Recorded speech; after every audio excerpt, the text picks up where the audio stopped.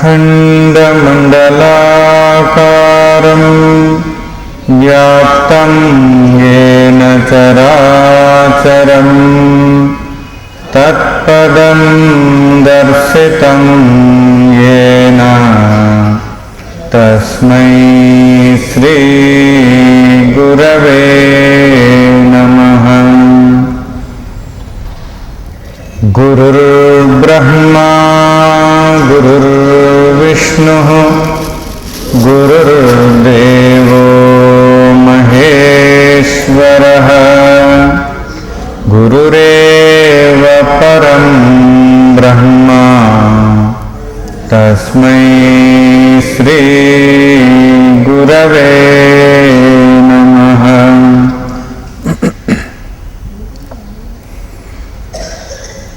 चिन्मयं व्यापि यत्सर्वं त्रैलोक्यं सचराचरं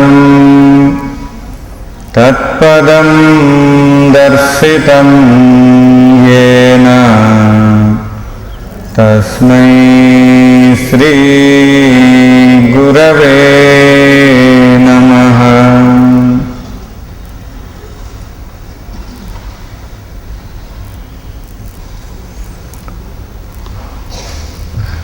हरिः ओम्।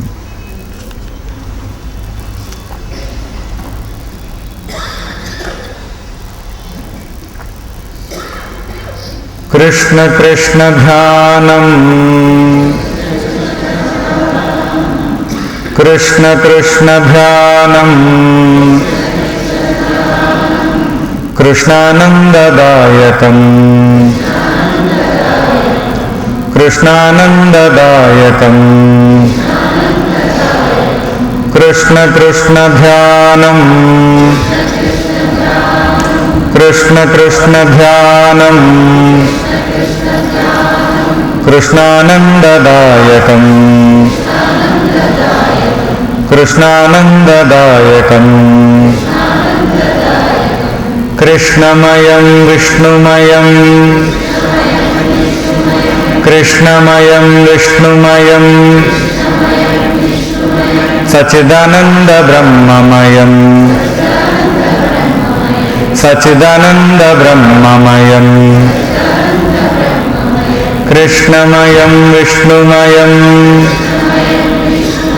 सच्चिदानन्द ब्रह्ममयं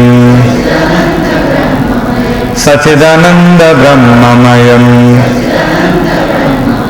कृष्णमयं विष्णुमयं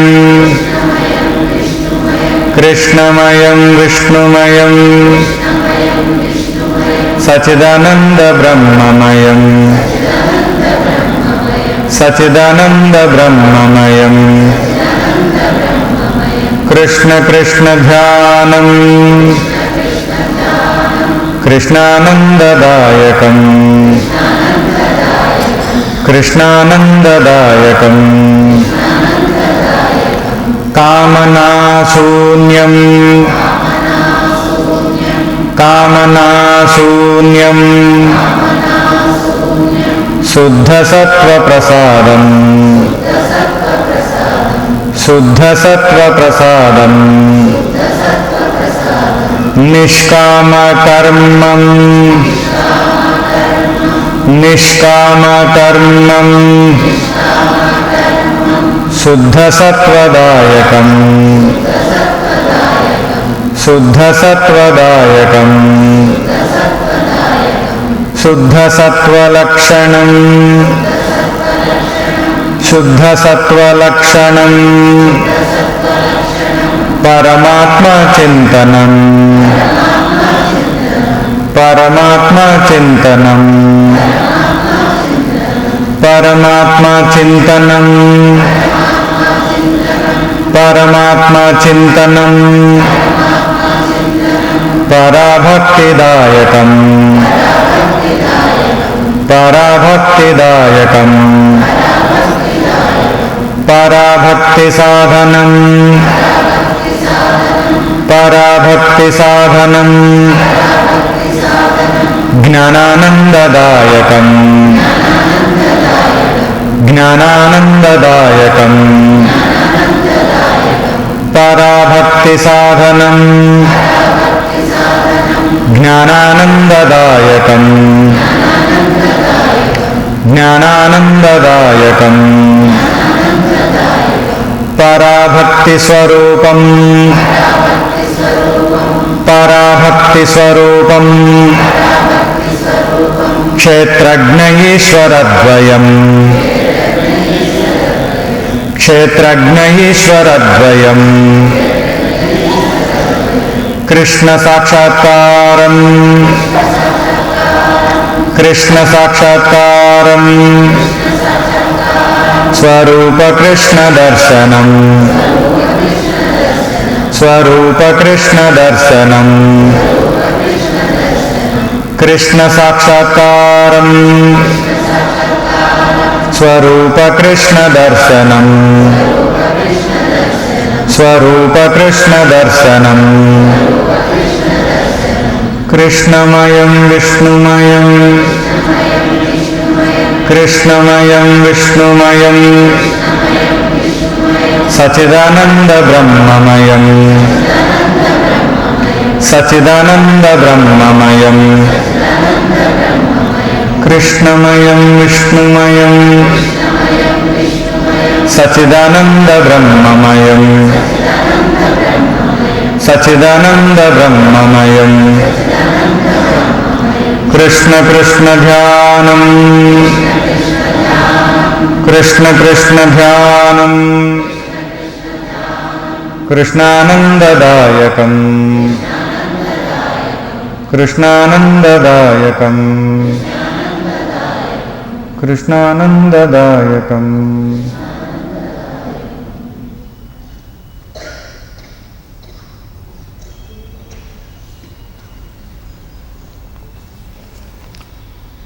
హరి ఓం.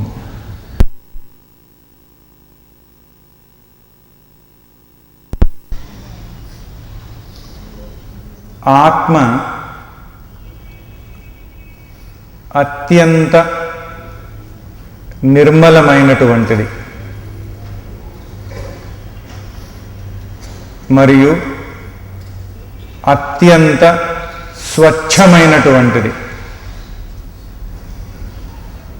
ఇంకా అత్యంత సూక్ష్మమైనటువంటిది. నిర్మలము అనగా నిర్దోషము అంటే దోషరహితమైనటువంటిది, దోషములు ఏవీ లేనటువంటిది అని కూడా అర్థం వస్తూ ఉంది. ఈ విధంగా ఆత్మ అనేటటువంటిది ఉంటూ ఉంది. నిర్మలముగాను, అత్యంత నిర్మలముగాను, అత్యంత స్వచ్ఛముగాను, అత్యంత సూక్ష్మముగాను అయి ఉంది.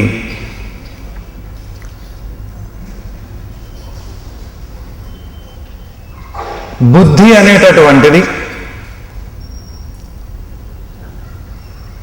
ఇంతకు మునిపే మనం తెలుసుకోవడం జరిగింది. పరమాత్మ విదితమైనటువంటి జ్ఞానము ద్వారా పరాప్రకృతి అపరాప్రకృతి అనేటటువంటి విషయముల ద్వారా భగవంతుని యొక్క మాయాశక్తి విభజింపబడితే ఆ విభజింపబడినటువంటి భాగములలో ఒకటి బుద్ధి అని మనకు తెలుసు. బుద్ధి అనేటటువంటిది కూడాను మాయాజనితమైనటువంటిది అయినప్పటికీ కూడా అది ఆత్మలాగానే నిర్మలమైనటువంటిది, స్వచ్ఛమైనటువంటిది, సూక్ష్మమైనటువంటిది, కానీ జడమైనటువంటిది. అది గుర్తుపెట్టుకోవాలి మనం. ఆత్మ అనేటటువంటిది మాయ నిర్మితం కాదు, అది స్వయం సిద్ధమైనటువంటిది, స్వతః సిద్ధమైనటువంటిది, చైతన్య రూపమైనటువంటిది. బుద్ధి ఆత్మలాగానే నిర్మలముగా, స్వచ్ఛముగా, సూక్ష్మముగా ఉంటూ ఉంది. ఆత్మకు ఏ ఆకారం ఉంది అని మనం శాస్త్రము ద్వారా యోచన చేస్తే యథార్థానికి చైతన్యం యొక్క ఆకారమే ఆత్మాకారం. చైతన్యము ఎలా అయితే ఉందో ఆత్మ అలానే ఉంటుంది. ప్రత్యేకించి ఒక ఆకారము అనేటటువంటిది లేదు. నిజానికి ఆత్మ నిరాకారం. కానీ మనం అర్థం చేసుకోవాలంటే చైతన్య ఆకారము ఆత్మ అని మనం తెలుసుకోవచ్చు. ఇలా మనం అనుకున్నప్పుడు, ఆత్మకు చైతన్యమే ఆకారము అని మనం అనుకున్నప్పుడు మనకు తెలిసింది ఏమిటి అని అంటే వృత్తి ఆకార జ్ఞానమే మనకు తెలుసు. మనం ఏం తెలుసుకున్నా వృత్తి రూపంగా తెలుసుకుంటాం కనుక మనకున్న జ్ఞానమంతా కూడాను ఆలోచన ద్వారానే తెలుసుకుంటాం. కావున ఆ వృత్తి రూప జ్ఞానం మాత్రం తెలుసు. మనం ఏం తెలుసుకున్నా మన వృత్తి ఆ ఆకారాన్ని దాలిస్తే అప్పుడు మనకు ఆ జ్ఞానం విదితమవుతూ ఉంటుంది. కానీ ఈ ఆత్మ జ్ఞానము అనేటటువంటిది వృత్తి జ్ఞానము కన్నా విలక్షణమైనటువంటిది, వేరైనటువంటిది, ఇతరమైనటువంటిది. వృత్తి జ్ఞానం లాంటిది కాదు, ఇది వేరేగా ఉంది. ఈ బుద్ధి అనేటటువంటిది జడమైనటువంటి పదార్థమని మనం తెలుసుకున్నాం. కానీ పవిత్రంగా ఆత్మల్లా ఉంటుంది అని కూడా మనం అర్థం చేసుకున్నాం. మరి దేని చేత భాషింపబడుతూ ఉంది బుద్ధి? స్వయం ప్రకాశం కాదు కదా బుద్ధి. తనంతట తాను ప్రకాశింపలేదు కదా, ప్రకాశించలేదు కదా. ఎవరి వలన ప్రకాశితమవుతూ ఉంది, ప్రకాశింపబడుతూ ఉంది అని అంటే ఆత్మ ద్వారా బుద్ధి ప్రకాశింపబడుతూ ఉంది. జడమైనటువంటి దాని దగ్గర చైతన్యం లేదు, ప్రకాశం లేదు. ఆత్మ దగ్గర చైతన్యం ఉంది, ప్రకాశం ఉంది. అది స్వయం ప్రకాశం. ఆత్మ ప్రకాశం వలననే అన్నీ ప్రకాశింపబడుతూ ఉన్నాయి. కావున బుద్ధి ప్రకాశింపబడుతూ ఉంది అని అంటే ఆత్మ యొక్క ప్రకాశము వలననే, ఆత్మ వలననే అది ప్రకాశింపబడుతూ ఉంది. ఎప్పుడైతే అది ప్రకాశింపబడుతూ ఉందో స్వచ్ఛంగా ఉండి ప్రకాశింపబడుతూ ఉంది. ఒక దర్పణం ఉంది, అద్దం ఉంది, స్వచ్ఛంగా ఉంది, మాలిన్యం లేదు, శుద్ధంగా ఉంది. బాగా క్లీన్ చేసేసాం అద్దమును, దర్పణాన్ని. దాని ఎదురుగా ఒక లైట్ పెట్టాం, మంచి పవర్ఫుల్ లైట్ పెట్టాం, వెలుగునిచ్చే వెలుతురిని ఉంచాం దాని ముందు. అప్పుడు ఏమవుతుంది? ఆ స్వచ్ఛమైన అద్దంలో ప్రకాశింపబడుతూ ఉంటుంది. ఆ అద్దము ఈ ప్రకాశాన్ని తీసేసుకుంటుంది. అది ఆ ప్రకాశాన్ని మళ్ళీ వెదజల్లుతూ వస్తుంది. స్వచ్ఛమైనటువంటి అద్దం కనుక.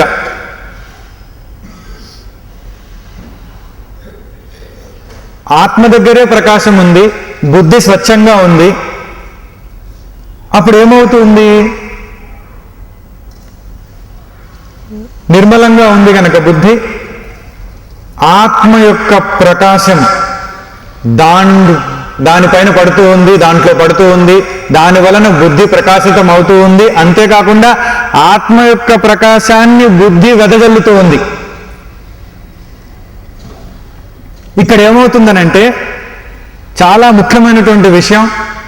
ఆదిశంకరాచార్యుల వారు భగవద్గీత యొక్క 18వ అధ్యాయంలో భాష్యంలో ఈ విషయాన్ని చెప్తూ వస్తారు.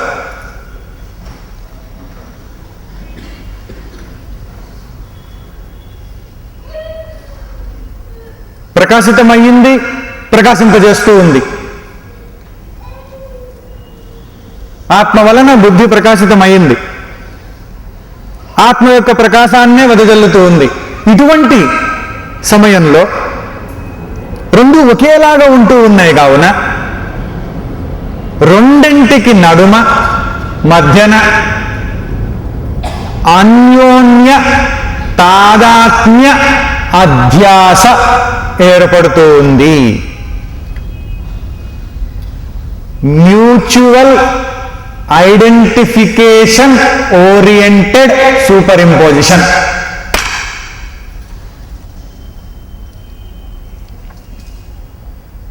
తాదాత్మ్యత అంటే ఐడెంటిఫికేషన్, అన్యోన్య అంటే మ్యూచువల్, అధ్యాస అంటే ఆంగ్లంలో చూస్తే to occupy, to seize, to enter, to settle down or to superimpose, ఇట్లాంటివన్నీ అర్థాలు వస్తున్నాయి. కావున అన్యోన్య తాదాత్మ్యత అధ్యాస అంటే బుద్ధి కూడా అలానే ఉంది కనుక అప్పుడు ఏమవుతుంది, బుద్ధి కూడా ఆత్మ ఎలాగైతే చైతన్య ఆకారమును పొంది ఉందో, చైతన్యము consciousness, the form of consciousness పొంది ఉందో, మ్యూచువల్ సూపర్ ఇంపోజిషన్ ఏదైతే జరుగుతుందో, ఐడెంటిఫికేషన్ ఓరియంటెడ్ సూపర్ ఇంపోజిషన్, దాని వలన బుద్ధి కూడా చైతన్య ఆకారము పొందుతూ ఉంది. అంటే ఏమవుతుంది, ఈ బుద్ధి చేతనము వలె భాషిస్తూ ఉంటుంది. అంతే కదండి, బుద్ధి ఎలా భాషిస్తుంది, ఇంకా చేతనము వలె భాషిస్తుంది, అంతకంటే వేరుగా భాషించడానికి అవకాశం లేదు. ఒక అద్దం ఉంది, అద్దం ముందు సూర్యుడు ఉన్నాడు లేదా లైట్ ఉంది, అద్దం ఎట్లా భాషిస్తుందండి, ఇంకా how the mirror will shine, it will shine only like the light which is in front of it, it cannot shine in any other manner. ఇంకో విధంగా అది వెలుగొందలేదు, ప్రకాశించలేదు. అక్కడ ఏమవుతుంది, శంకరాచార్యులు వారు ఏమంటున్నారు అని అంటే అన్యోన్య మ్యూచువల్ సూపర్ ఇంపోజిషన్ అయిపోతుంది. రెండు ఒకటేలాగా దగ్గర దగ్గరగా ఉన్నాయి కనుక ఇది దాంట్లో అది దీంట్లో సూపర్ ఇంపోజ్ అయిపోతుంది, అధ్యాస ఏర్పడుతుంది, అన్యోన్య తాదాత్మ్యత అధ్యాస. అప్పుడు బుద్ధి కూడా చేతనము వలె ప్రకాశిస్తూ ఉంటుంది. Intellect also shines like consciousness, చేతనము వలె ప్రకాశించుట. అంటే ఇక్కడ బుద్ధి తరువాత ఒక విషయం మనకు అర్థమైంది, జడము అని మనకు తెలిసిపోయింది. ఇట్ ఈజ్ ఇన్నర్ట్ బట్ చేతనము వలె ప్రకాశిస్తూ ఉంది. మరి బుద్ధికి దగ్గరగా మనస్సు ఉంది. బుద్ధి ధర్మ అధ్యాస వలన అప్పుడేమవుతుంది, మనస్సు బుద్ధికి దగ్గరగా ఉంది కావున బుద్ధి యొక్క ధర్మాత్మాధ్యాస మనస్సులో ఏర్పడుతూ ఉంది కావున అప్పుడు మనస్సు కూడా బుద్ధి వలె అనిపిస్తుంది, భాషిస్తుంది. బుద్ధి మరి చేతనము వలె భాషిస్తుంది కనుక అదే బుద్ధి ఇక్కడ ఆరోపింపబడుతూ ఉంది కనుక మనస్సులో బుద్ధి ధర్మత అధ్యాస ఏర్పడింది కనుక, బుద్ధి ధర్మ అధ్యాస ఏర్పడింది కనుక మనస్సు కూడా బుద్ధి వలె మరియు చేతనముల భాషిస్తుంది.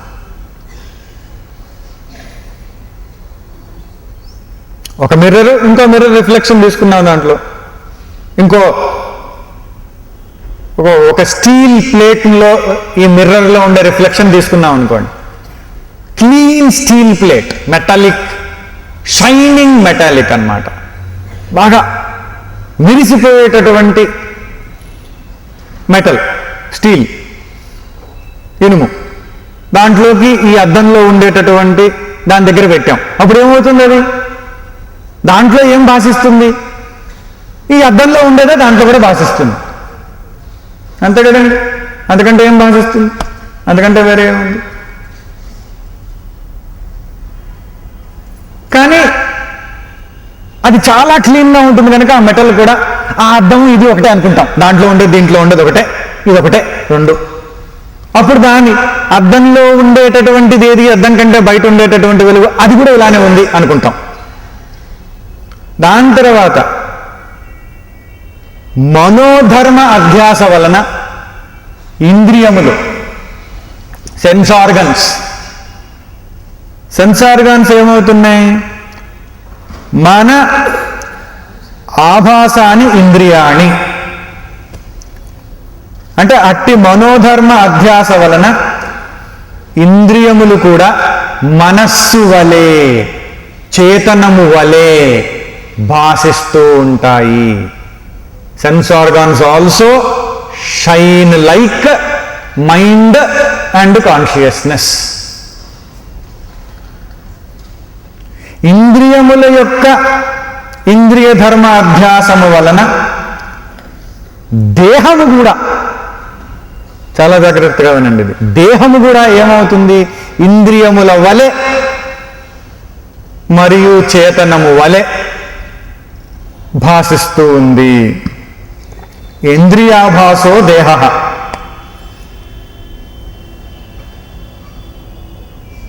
ఇది ఎప్పుడైతే మనకు అర్థమవుతుందో దేహము కూడా ఇంద్రియములలాగా భాషిస్తుంది కావున అప్పుడప్పుడు మనకి బాడీకి సెన్స్ ఆర్గాన్స్కి పెద్ద డిఫరెన్స్ అనిపించదు.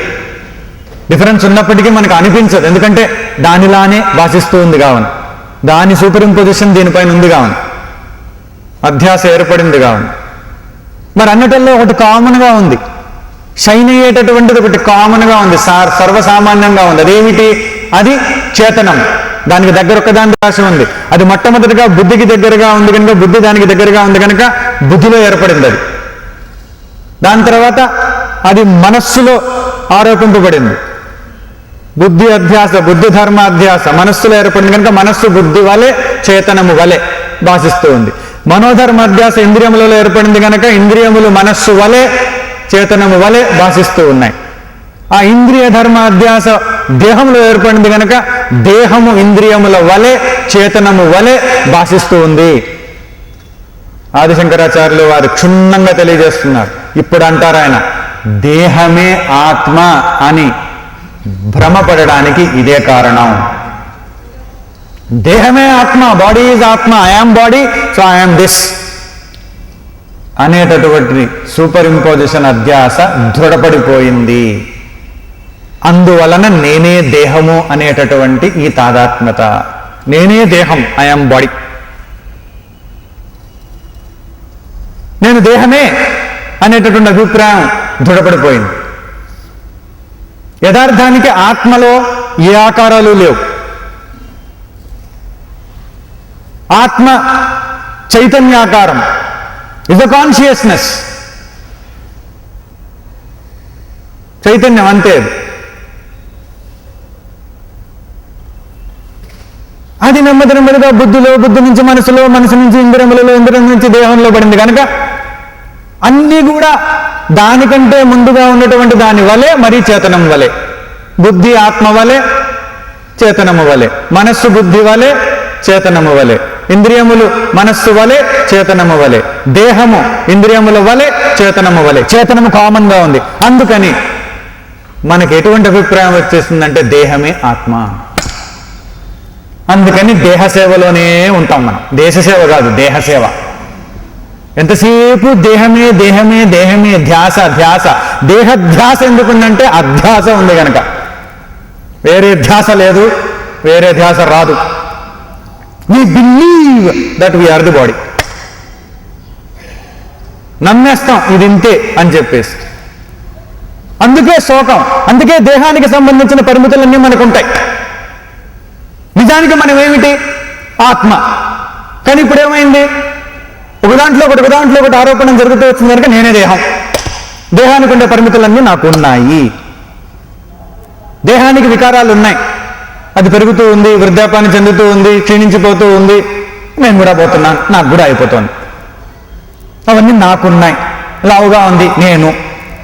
అది దేహం, ఒక ఇన్స్ట్రుమెంటు, ఒక పరికరము, ఒక ఉపాధి.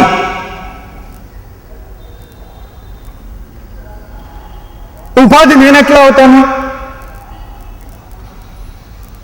ఉపాధి నేనే. కానీ ఇక్కడ అధ్యాస వలన అట్లా అయిపోయింది. నేను ఇంద్రియములే.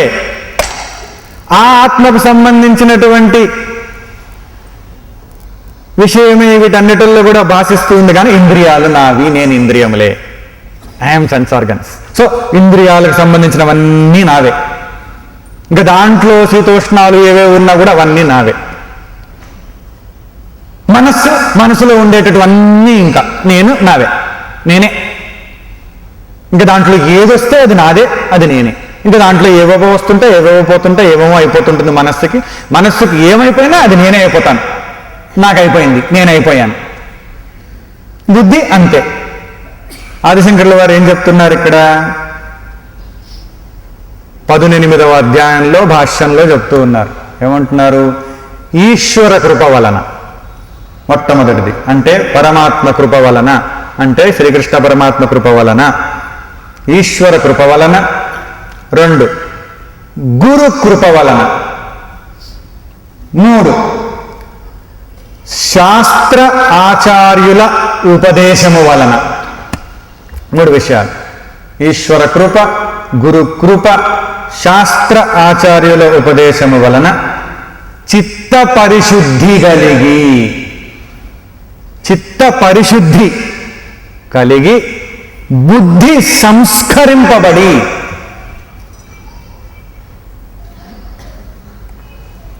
బుద్ధి ఎప్పుడైతే సంస్కరింపబడుతూ ఉందో ఆత్మయందు ఆరోపింపబడినటువంటి బుద్ధి ఇత్యాది ఆకారాలు ఏవైతే ఉన్నాయో, బుద్ధి, మనసు, ఇంద్రియములు, దేహము, ఇవన్నీ కూడా, ఈ ఆకారాలన్నీ కూడా ఆత్మలో ఏవైతే సూపర్ ఇంపోజిషన్ ఆరోపింపబడి ఉన్నాయో అవన్నీ కూడా నివృత్తములైపోతాయి, తొలగిపోతాయి.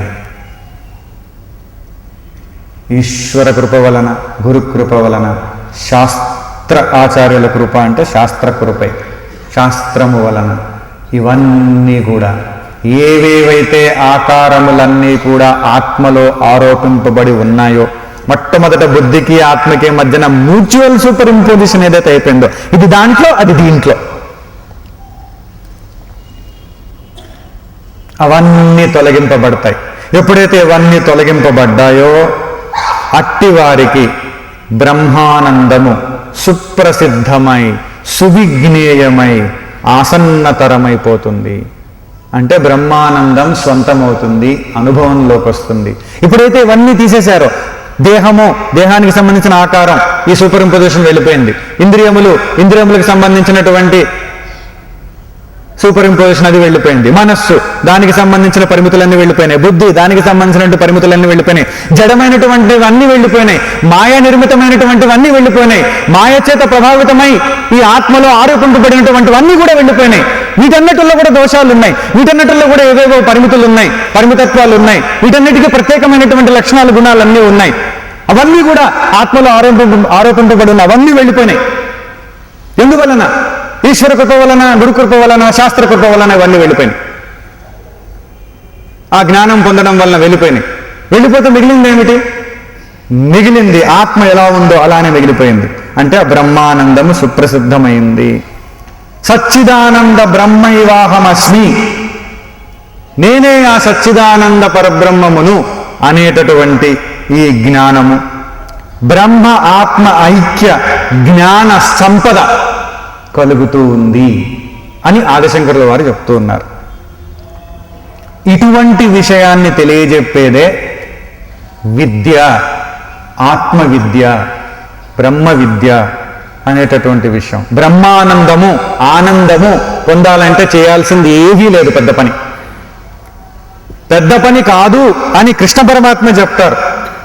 మనం అనుకోవడం కాదు పెద్ద పని అని చెప్పేసి. పెద్ద పని కాదు, చాలా సులభమైనటువంటిది అని పరమాత్మ అంటారు 9వ అధ్యాయంలో 2వ శ్లోకంలో పరమాత్మ అంటూ ఉన్నారు, రాజ విద్యా రాజగుహ్యం పవిత్రమిదముత్తమం ప్రత్యక్షావగమం ధర్మ్యం సుసుఖం కర్తుమవ్యయం. ఎవరో అంటే మనం పట్టించుకోవాల్సిన పని లేదు, పరమాత్మ అంటున్నారు. ఆదిశంకర్ల వారు ఎంత సులభంగా మనకు తెలియజేశారో ఈ విషయాన్ని. మనం బాధపడడానికి కానీ, దిగులు పడ్డానికి కానీ, ఆవేదన చెందడానికి కానీ, దుఃఖపడడానికి కానీ, కష్టపడడానికి కానీ, నష్టపడడానికి కానీ, ఎన్నెన్నో కష్టాలలో కూరుకుపోవడానికి కానీ, బంధములలో తగులుకుపోవడానికి కానీ ఈ ఆరోపములే అన్నీ కూడా, ఈ అధ్యాసలే కారణం. ఎందుకంటే వాటి ధర్మములన్నీ నావనుకుంటాం, దేహానికి సంబంధించినవి నావనుకుంటాం, దాంట్లో మార్పులు నావనుకుంటాం, ఇంద్రియాలకు సంబంధించినవి నావనుకుంటాం, దాంట్లో మార్పులు నావనుకుంటాం, మనస్సులో సంబంధించిన మార్పులన్నీ నావనుకుంటాం, బుద్ధికి సంబంధించినవన్నీ నావనుకుంటాం. మానవులు బుద్ధికి సంబంధించినవి, సుఖదుఖాదులు మనసుకు సంబంధించినవి, శీతోష్ణాదులు దేహానికి సంబంధించినవి. ఇవన్నీ రకరకాలైనటువంటివన్నీ కూడా వాటికి సంబంధించినవి నావి నావి నావి అవన్నీ నావైపోయినాయి. అనుకోవడం వల్ల నావైపోయినాయి. ఎందుకంటే అధ్యాస, తాదాత్మ్యత అధ్యాస. ఇవన్నీ జ్ఞానము ద్వారా తొలగించుకుంటూ వెళ్ళిపోతే ఎప్పుడైతే ఈ ఆకారాలన్నీ తొలగిపోయినాయో ఆనందమే మిగిలింది. అదే అంటున్నారు ఇక్కడ. ఈ బ్రహ్మ విద్య 9వ అధ్యాయంలోని 2వ శ్లోకంలో పరమాత్మ చెప్తున్నారు, ఈ బ్రహ్మ విద్య విద్యలన్నింటిలో శ్రేష్టమైనటువంటిది రాజవిద్య. అంటే అన్ని విద్యలలో శ్రేష్టమైనటువంటిది రాజవిద్య. ఇప్పుడు మనం కూడా ఏదన్నా అడ్వర్టైజ్మెంట్లో వాళ్ళు కూడా ఏదన్నా అమ్మాలంటే అది ఎలాంటి అన్ని కింగు, క్వీను, ప్రిన్సు ఇట్లాంటివన్నీ పేర్లు పెడుతుంటారు, రాయలు అని ఏదైనా కానీ. ఎందుకనంటే అలాంటి ఫీలింగ్ వస్తుంది అనమాట అందరికీ. అది చాలా బెస్ట్ అని చెప్పడానికి, చాలా గొప్పది అని చెప్పడానికి. అలాగే రాజవిద్య విద్యలన్నింటిల్లో ఇది శ్రేష్టమైనటువంటిది. రాజగుహ్యం, సీక్రెట్ అని ఎందుకన్నారు? అధికారికి ప్రకాశితమవుతుంది, అనధికారికి, ఇనెలిజిబుల్ పర్సన్కి అప్రకాశ్యంగా ఉంటుంది. అంతే, అది ప్రకాశింపబడదు, ఎలిజిబిలిటీ కావాలి దానికి. ఇది శ్రేష్టమైనటువంటిది, విశుద్ధకరమైనటువంటిది. ఎలాంటిది? ఇది సాక్షాత్తుగా ఫలము నొసగేటటువంటిది, యాక్చువల్గా డైరెక్ట్గా ఎక్స్పీరియన్స్ని అందించేటటువంటిది, ఫలితాన్ని ఒసగుతుంది, సాక్షాత్తు ఫలితాన్ని అందిస్తుంది. మనకు సుఖము దుఃఖము ఇవన్నీ కూడా సాక్షాత్తు అనుభవములు, మనకు అనుభవంలో దొరుకుతూ ఉంటాయి. ఇవన్నీ సుఖం వస్తుంది, దుఃఖం వస్తుంది, ఇవన్నీ సాక్షాత్ అనుభవాలు. మనమన్నీ ప్రత్యక్ష బోధ ఉన్నది వీటన్నిటి పట్ల మనకు. అలాంటి అనుభవం లభిస్తుంది.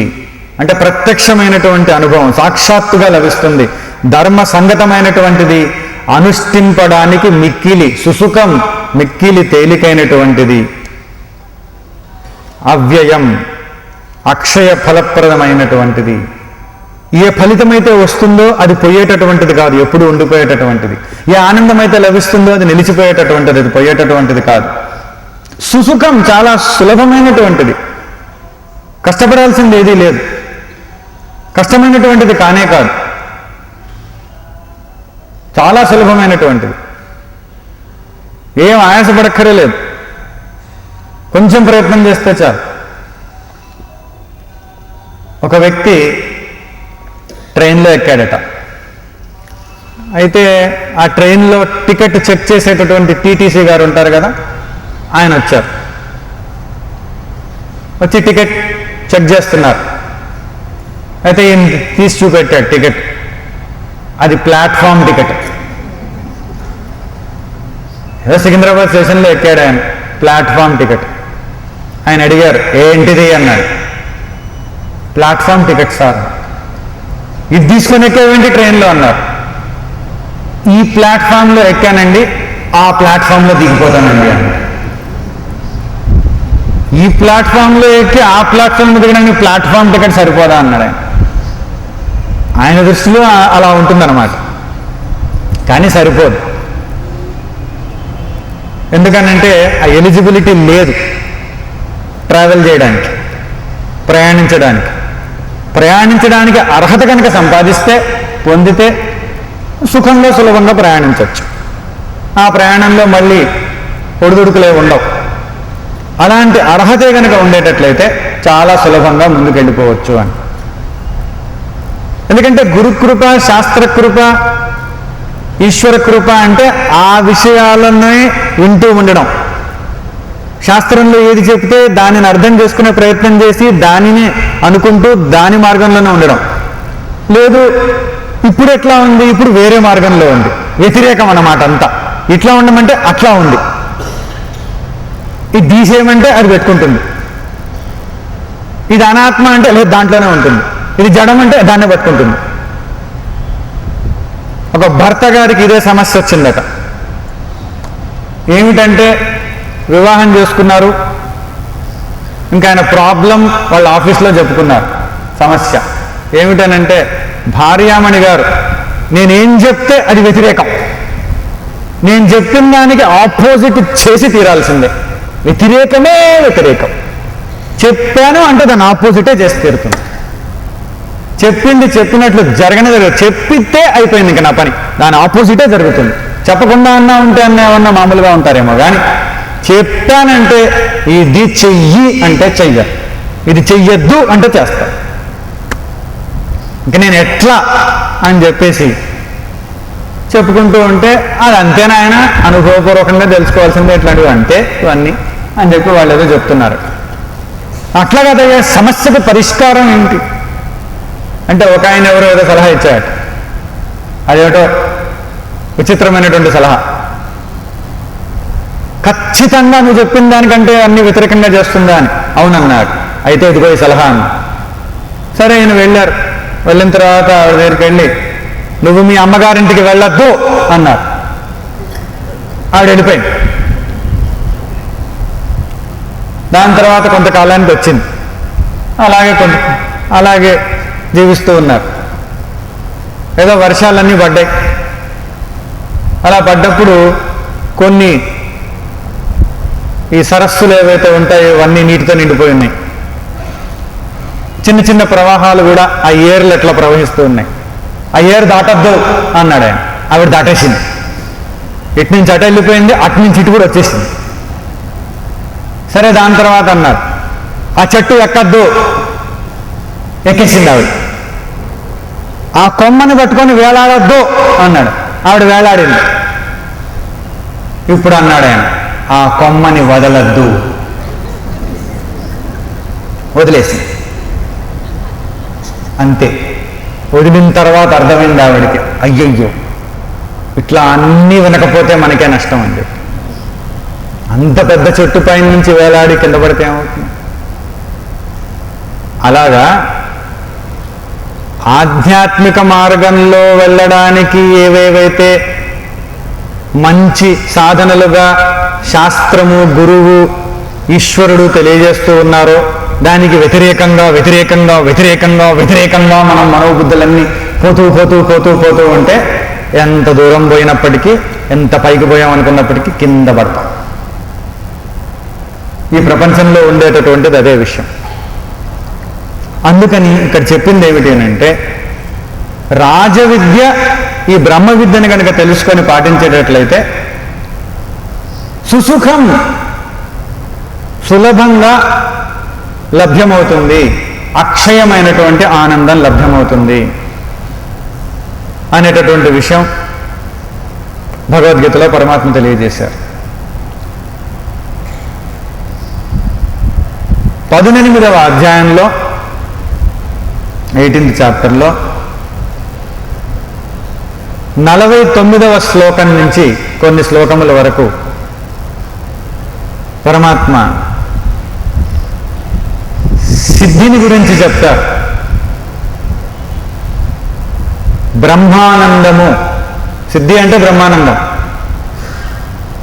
ఆనందం అనుకున్నాం కదా మనం, ఆనంద యోగం అని. బ్రహ్మానందం గురించి చెప్తారు. ఎలాంటి వాళ్ళు పొందుతారు, అది పొందడానికి ఏ ఏ యోగ్యతలు అవసరం, ఎలాంటి సాధనలు చేసిన వాళ్ళు అర్హతను పొందుతారు, సమర్థులవుతారు, ఆ సమర్థుడైనటువంటి వాడు ఎట్లా ఉంటాడు, ఆ పొందడం అనేది ఎట్లా జరుగుతుంది, ఇదంతా కూడా చెప్పుకుంటూ వస్తారు పరమాత్మ. 49వ శ్లోకంలో అసక్త బుద్ధి సర్వత్ర జితాత్మా విగత స్పృహః నైష్కర్మ్య సిద్ధిం పరమాం సన్యాసేనాధిగచ్చతి.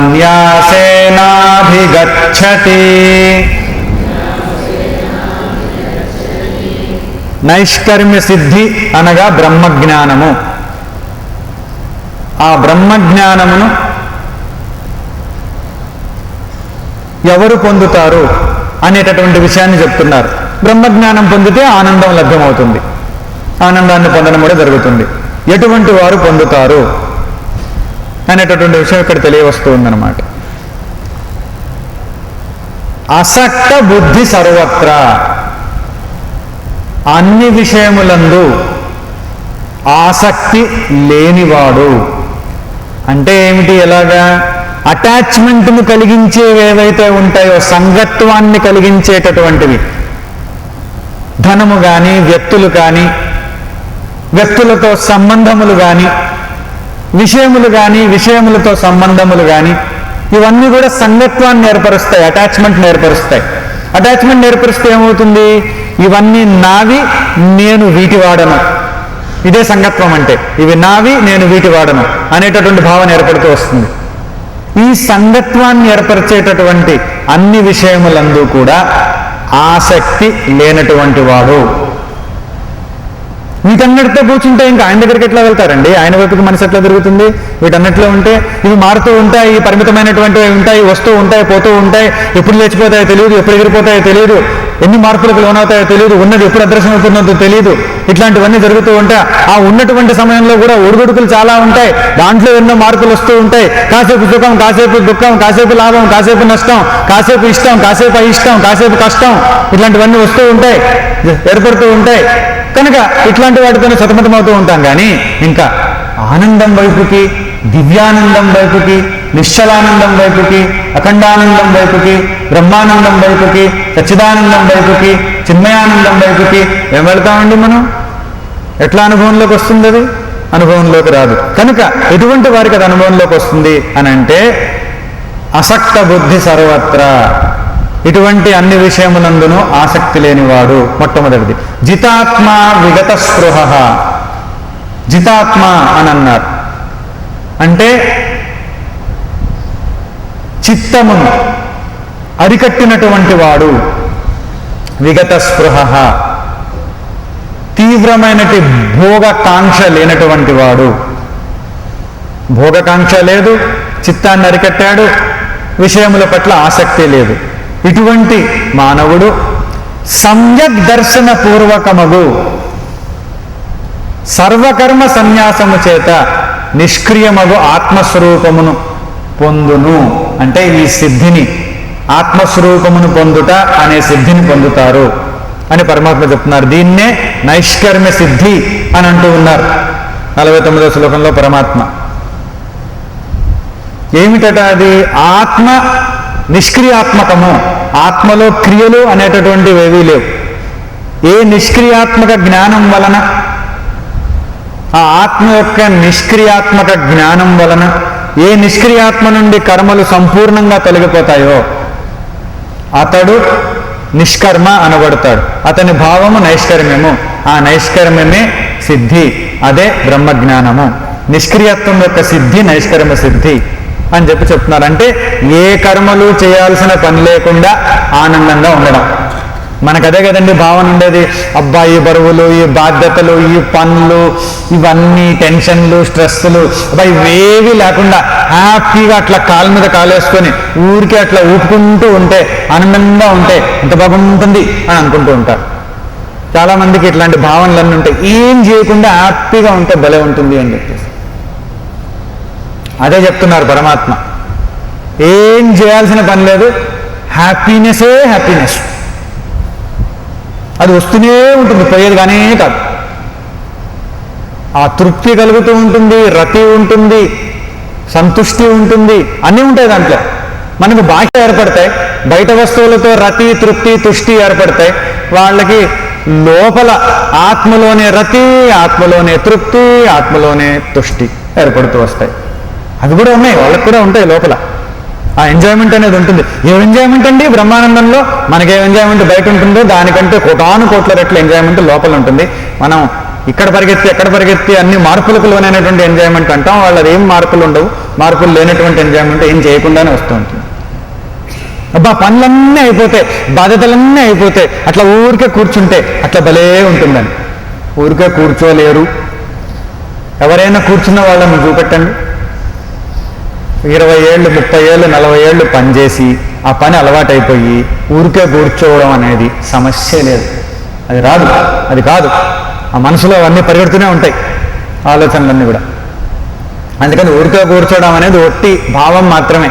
ఆ భావాన్ని పెట్టుకొని పనులన్నీ చేసుకుంటూ పోతుంటారు. అప్పుడు కూర్చుంటా, అప్పుడు కూర్చుంటా, అప్పుడు కూర్చుంటా, అప్పుడు కూర్చుంటాను, ఎప్పుడు కూర్చునేదే లేదు. అంతే, అలా అలా జరిగిపోతూ ఉంటుంది. అది అలా అలా అనుకుంటూ వెళ్ళిపోతుంటారు. ఇట్లా అనుకుంటూ ఉంటారు. ఒక ఆయన లేట్గా వస్తున్నాడట ఆఫీస్కి, కంపెనీలో ఉండే ఆఫీస్కి. జనరల్ మేనేజర్ అడిగారు, ఏమిటయ్యా లేట్గా వస్తున్నావు అని చెప్పేసి. అయితే ఆయన అన్నాడు, ఏం చేయాలండి, వండుకోవాలి, వంట తప్పదు నాకు, వండుకొని రావాలి, అందుకని చెప్పి లేట్ అవుతుందని. ఆయన చూసి ఒకరోజు జనరల్ మేనేజర్ సలహా ఇచ్చారట, పెళ్లి చేసుకోవచ్చు కదా, వివాహం చేసుకోవచ్చు కదా, వండి పెడతారు కదా హాయిగా చక్కగా అని చెప్పాను. సరే అండి మీరు చెప్పారు కదా అని వివాహం చేసుకున్నాడు. ఇంకా లేటుగా వస్తున్నాడట. అదేంటయ్యా ఇంకా లేటుగా వస్తున్నావు అంటే, ఇప్పుడు ఇద్దరికి వండాలి సార్ అన్నాడు. సలహా చెబితే దాన్ని పాటించకపోతే, ఉపయోగించుకోకపోతే ఏం చేస్తారు? దాన్ని దుర్వినియోగపరిస్తే ఏం చేస్తారు? ఇంకా లేటుగా వస్తే లేటు తగ్గుతుందని చెప్పి ఆయన సలహా ఇస్తే.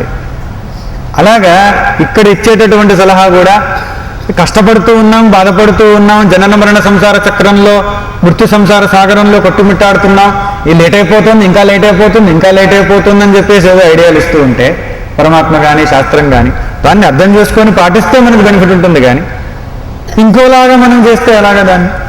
అందుకని చెప్పి ఇక్కడ ఏమిటి అని అంటే, ఎవరైతే ఈ గుణములు కలిగి ఉంటారో వారందరికి కూడా బ్రహ్మజ్ఞానం కలుగుతుంది అని చెప్పారు పరమాత్మ. ఒక విషయం ఏమిటి అని అంటే, ఈ సిద్ధిని ఎలా పొందుతారు, ఎవరికి వస్తుందో చెప్పారు. ఎలా పొందవచ్చు అనేటటువంటి భావన కలిగితే ఎలా పొందుతారు, ఎలాంటి సాధనలు ఉన్న వాళ్ళకి వస్తుంది, వస్తే ఏమవుతుంది, ఏం జరుగుతుంది అనేటటువంటి విషయాలన్నీ కూడా పరమాత్మ చెప్తూ వస్తారు. 50వ శ్లోకంలో 18వ అధ్యాయంలో, సిద్ధిం ప్రాప్తో యథా బ్రహ్మ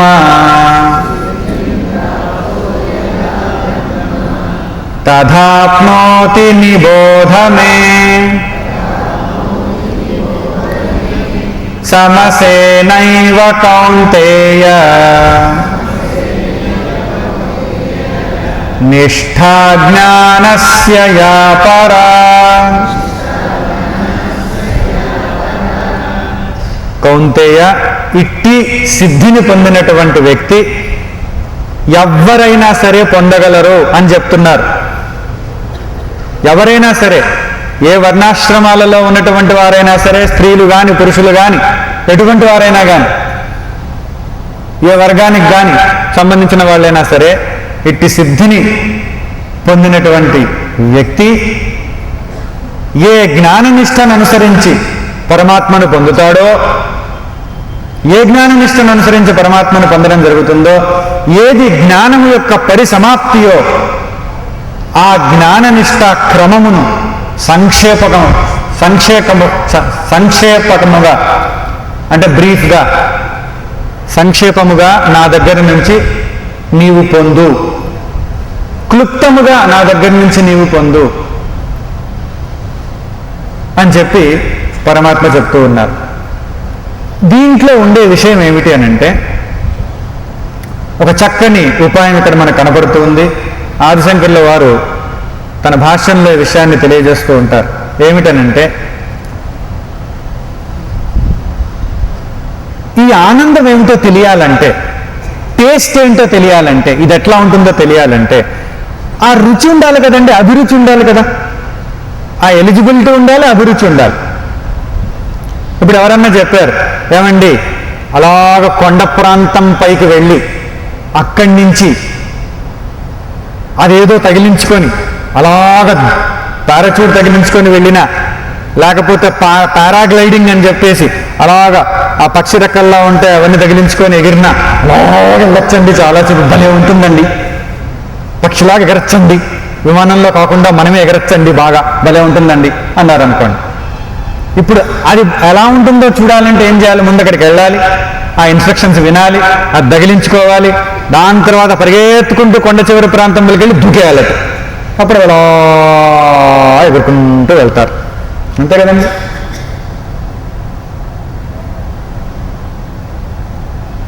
అక్కడికి వెళితే ఎలా వెళ్ళగలరు? ఇలా ఇలా ఇలా చేస్తే వెళ్తారు. అదే మంచు కొండ పైకి వెళ్తేనండి అవి తగిలించుకొని జారితే భలే ఉంటుందండి, అక్కడి నుంచి ఇక్కడ దాకా వచ్చేయచ్చు, భలే ఉంటుందండి. మనం టీవీలో చూస్తుంటాం ఇట్లాంటివన్నీ. ఎప్పుడు ఉంటుంది? మనకు కూడా అనుభవం ఎట్లా వస్తుంది? అక్కడికి వెళ్ళి అవన్నీ తగిలించుకొని అది ఎట్లా చేయాలో తెలుసుకొని, కింద పడకుండా ఎట్లా కాపాడుకోవాలో తెలుసుకొని అట్లా వెళితే అప్పుడు అనుభవం వస్తుంది. అలాగే ఆ టేస్ట్ కావాలి, ఆ ప్రాక్టీస్ కావాలి, ఆ ఎలిజిబిలిటీ కావాలి. వెళ్ళాలనే టేస్ట్ ఉండాలి, వెళ్ళాలి, ప్రాక్టీస్ చేయాలి, ఆ ఇన్స్ట్రక్షన్స్ పాటించాలి, అప్పుడు తెలిసి వస్తుంది అదేమిటో, దాంట్లో ఉండే ఆనందం ఏంటో తెలిసి వస్తుంది, అంతే కదండి. ఐమాక్స్ హాల్లోకి వెళ్ళి సినిమా చూడాలన్నా కూడా అడిగి వెళ్ళాలి, కూర్చోవాలి, చూడాలి. ఈ ప్రయత్నాలన్నీ ఉంటేనే అవుతుంది, వీలవుతుంది అది కూడా. అలాగే ఇది కూడా అన్నమాట. ఏమిటనంటే ఆనందం అనుభవించాలంటే ఆ చింతన కావాలి, అంటే ఆ విధమైనటువంటి చింతన, థింకింగ్ కావాలి. పరమాత్మ ఆనందం కావాలంటే పరమాత్మ థింకింగ్ కావాలి. పరమాత్మ థింకింగ్ కావాలంటే ఈ తమోగుణం రజోగుణం ఏదైతే ఎక్కువగా ఉంటూ ఉందో ఇవి తగ్గిపోవాలి. తమోగుణం తగ్గాలి, రజోగుణ మిశ్రితమైనటువంటి సత్వగుణం ఉంటుంది. రజోగుణ మిశ్రిత సత్వగుణంలో కూడా అవన్నీ కదిలిస్తూ కదిలిస్తూ కదిలిస్తూ ఉంటుంది. అప్పుడప్పుడు మన సత్వం చూస్తుంటాం, మళ్ళీ కదులుతూ ఉంటాం, చూస్తుంటాం కదులుతుంటాం, చూస్తుంటాం కదులుతుంటాం, చూస్తుంటాం కదులుతుంటాం. ఇట్లాంటివి అనమాట ఇవన్నీ ఉంటాయి మనకు అన్ని కూడా. విన్నంతసేపు బాగానే ఉంటున్నా, కదులుతూ కదులుతూ కదులుతాం. ఏంటోనబ్బా విన్నప్పుడేమో అలా అనిపించింది, ఆ చదువుతున్నప్పుడేమో ఇలా అనిపించింది, జీవిస్తుంటేనేమో ఇంకెలానో అనిపిస్తుంది. ఏమిటో ఇదంతా కూడా అర్థమే కాదు. ఎందుకనంటే అది ఇంకా తమస్సు, లేకపోతే ఇంకా ఆ తమస్సు ఉంటే అసలు వచ్చే అవకాశం లేదనుకోండి. ఆ రజస్సు ఇంకా ఉంది కనుక, ఆ మిశ్రితంగా ఉంది కనుక అది ఇంకా అట్లా అట్లా అట్లా అట్లా కదులుతూ కదులుతూ కదులుతూ కదులుతూ ఉంది. కానీ అది ఎట్లాగా తగ్గిపోతుంది అని అంటే, ఆనందం కావాలంటే చింతన కావాలి. చింతన కావాలంటే ఏం కావాలి? శుద్ధ సత్వగుణం ఏర్పడాలి. ఇది శాస్త్రం చెప్తోంది. శుద్ధ సత్వగుణం, రజోమిశ్రితమైనటువంటి సత్వగుణం కాదు, శుద్ధ సత్వం, ప్యూర్ సత్వ, శుద్ధ సత్వగుణం ఏర్పడాలి. శుద్ధ సత్వగుణం ఎట్లా వస్తుంది అనేటువంటి దానికి ఒక పద్ధతిని చెప్పారు ఇక్కడ. ఏమిటా పద్ధతి? నిష్కామ కర్మయోగం చేస్తే వచ్చేస్తుంది. అది అద్భుతమైనటువంటి ఫలితం, రహస్యం అన్నమాట. నిష్కామ కర్మయోగం చేస్తే వచ్చేస్తుంది.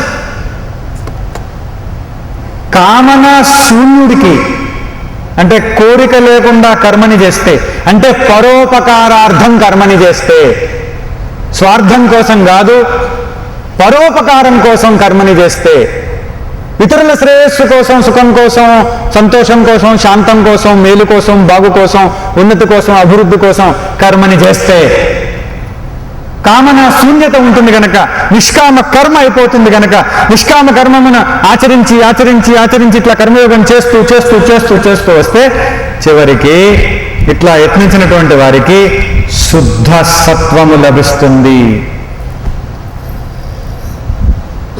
ఇది తప్పనిసరిగా జరుగుతుంది. శుద్ధ సత్వం తప్పకుండా లభిస్తుంది.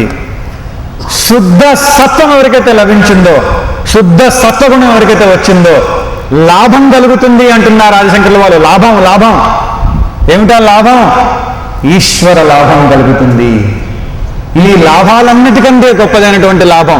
ఈ లాభాలన్నీ ఎంతసేపు అండి? ఈ లాభాలన్నీ కాసేపు ఉంటాయి, కాసేపు పోతాయి.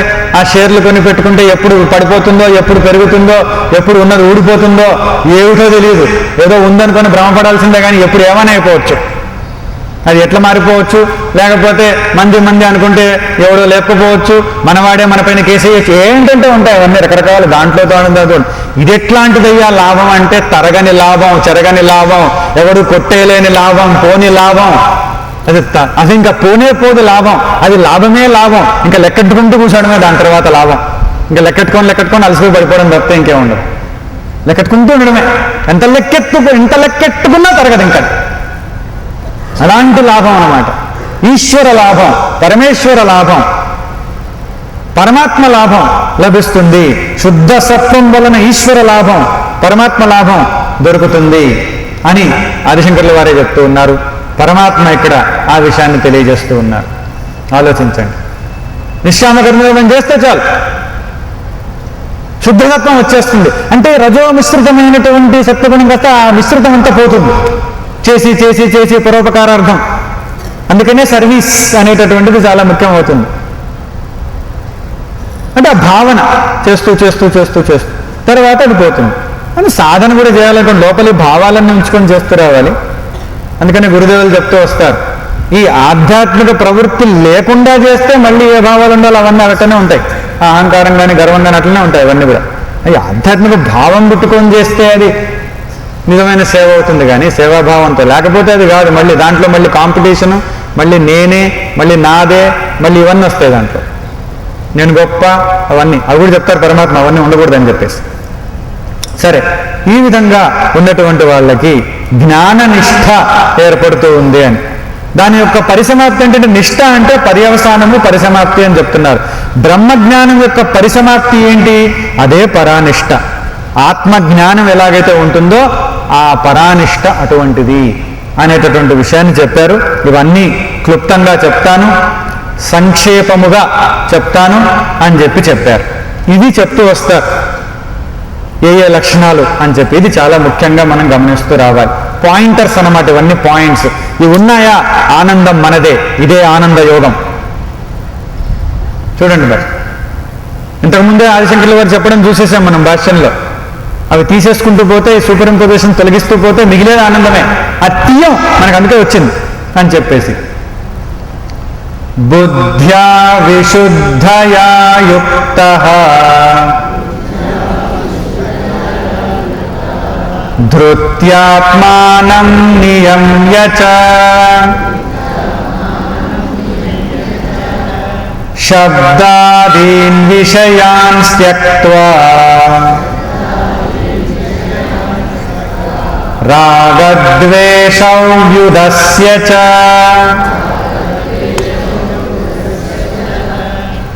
కొన్ని పాయింట్స్ ఉన్నాయి, అవి తెలుసుకుంటే చాలు.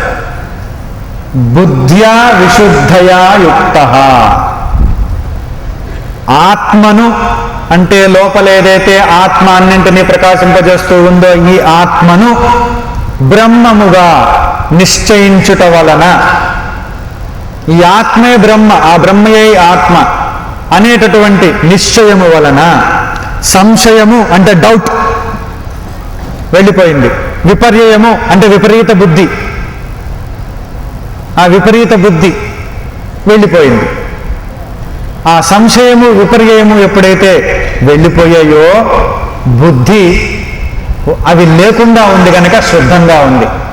అంటే ఆలోచించండి, ఆత్మను బ్రహ్మగా నిశ్చయించుట వలన సంశయము విపర్యయము తొలగిపోయినటువంటి బుద్ధితో, ఆ బుద్ధితో కూడిన ధృతి అంటే ధైర్యము, ధృత్యాత్మానం, ఆ ధృతి ధైర్యం, ఆ ధైర్యము చేత శరీర ఇంద్రియ సంఘాతమును వశమనర్చుకొని, ధృత్యాత్మానం నియమ్యచ, శరీర ఇంద్రియ సంఘాతమును వశపరుచుకొని ధైర్యం చేత, ఆ ధైర్యం చేత వశపరచుకోవడం సాధ్యమవుతుంది శరీరేంద్రియాలను. లేకపోతే అమ్మో ఎట్లాగండి, దీన్ని వశపరుచుకుంటే ఎట్లాగా, దీంట్లో పాటిస్తూ ఉండాలి కానీ పాల్గొంటూ ఉండాలి కానీ అని అనిపిస్తూ ఉంటుంది, భయం వేస్తూ ఉంటుంది, అమ్మో ఇవన్నీ లేకపోతే ఎట్లా అని ధైర్యం వస్తుంది. ఎట్లా వస్తుంది? ఈ ఆత్మయే బ్రహ్మ అనేటటువంటి ఈ నిశ్చయ బుద్ధి చేత. అది మళ్ళీ గురుకృప, శాస్త్రకృప, ఈశ్వరకృప వల్ల ఏర్పడుతుంది. ఎప్పుడైతే ఈ ధైర్యం చేత శరీరేంద్రియ సంఘాతమును వశపరుచుకోవడం జరుగుతుందో, ఇంకా శబ్దాది విషయములను త్యజించి, శబ్ద స్పర్శ రూప రసగంధాదులను ఈ ధ్యానావస్థలో కానీ సాధనావస్థలో కానీ ఉన్నప్పుడు వాటిని పక్కన పెట్టేసి, అంటే ప్రత్యేకించి వాటిల్లోకి పోవాలని అనుకోకుండా, వాటిని వెంటబడకుండా, వాటిని వెనకాల పరిగెత్తకుండా ఇవన్నిటిని పక్కన పెట్టేసి, మనం శబ్దాది విషయాల్లోకి ఎందుకు వెళ్తామండి? సుఖం కావాలని వెళ్తాం, శాంతం కావాలని వెళ్తాం, ఏదో మంచి మంచి థ్రిల్లు కావాలని వెళ్తాం. అవన్నీ వస్తాయి పోతాయి, పోతాయి మళ్ళీ దాంట్లో ఏమేమో మిగులుస్తాయి, మళ్ళీ శక్తిని క్షీణింపజేస్తాయి, మళ్ళీ రకరకాలైనటువంటి మళ్ళీ పోయింది అనిపిస్తుంది, వెలిది అనిపిస్తుంది. వచ్చినప్పుడు ఏ సుఖాన్ని అయితే అందించిందో పోయినప్పుడు దాన్ని 1000 రెట్లు దుఃఖాన్ని అందించిపోతుంది. ఏదైనా అంతే, భయం ఉంటుంది, భీతి ఉంటుంది, పోతుందేమో అని అనిపిస్తుంది, ఎప్పుడు చెదారిపోతుందో అనిపిస్తూ ఉంటుంది. మధ్యలో ఎన్నిసార్లు ఎన్ని అవకతవకల బుద్ధులన్నీ వస్తాయో, ఎంత తొందరగా సుఖంగా ఉన్నదనుకుంటే చెదరిపోయి మళ్ళీ టెన్షన్ వస్తుందో, ఎంత బాగా ఉందనుకుంటే అది తీసిపోతుందో, ఎంత సరిగ్గా ఉందనుకుంటే అది ఎట్లా తారుమారైపోతుందో, క్షోభను పెడతాయి, టెన్షన్ పెడతాయి.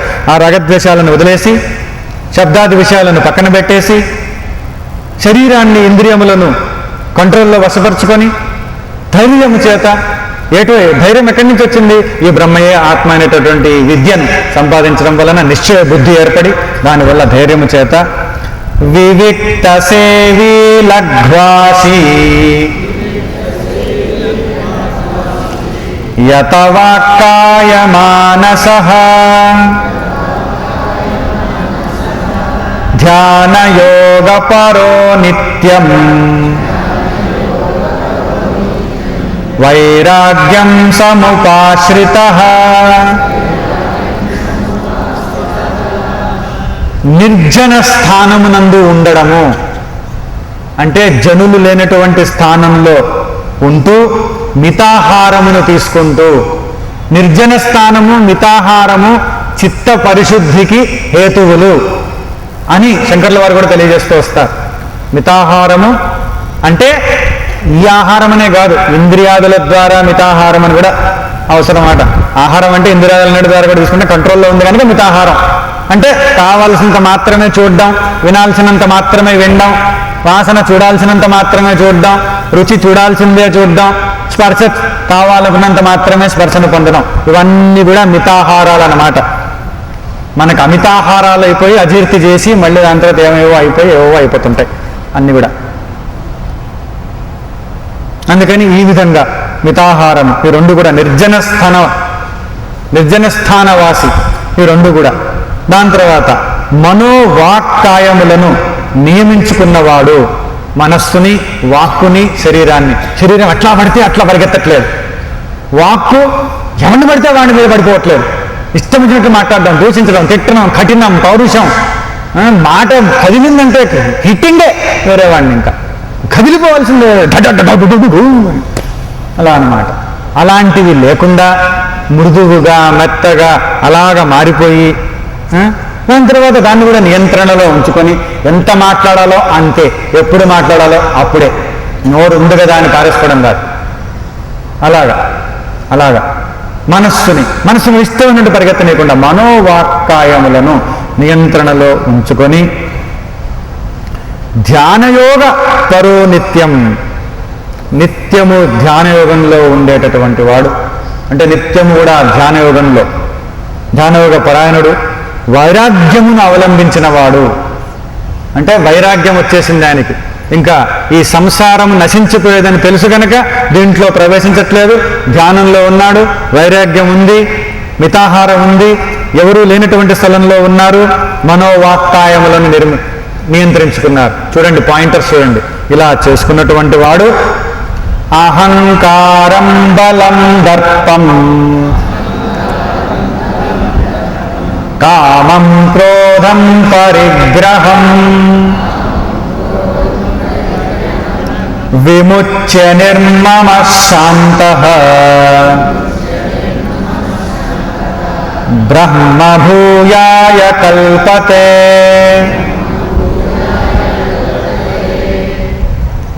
ఈ క్వాలిటీలన్నీ చెప్తూ వస్తారు. ఇవన్నీ లేనటువంటి వాడును ఏమిటి? అహంకారము. నేనెవరో తెలుసా నీకు? అసలు నా సంగతి తెలిసేంటి అబ్బాయి నీకు? కొంచెం జాగ్రత్తగా ఉండు. అసలు నా సంగతి నీకు ఇంకా తెలీదు, తెలుస్తుంది, త్వరలో తెలుస్తుంది, నేను ఏంటో చూపిస్తా నీకు. అదనమాట అహంకారం. నాది శ్రేష్టమైనటువంటి స్థితి అండి, నా స్థితి, అసలు ఈ స్థితి ఎవరికీ లేదు. అదన అసలు నాకున్నది చూశారు, ఇంకెవడికి లేదు. అదేంటో చెప్పడు.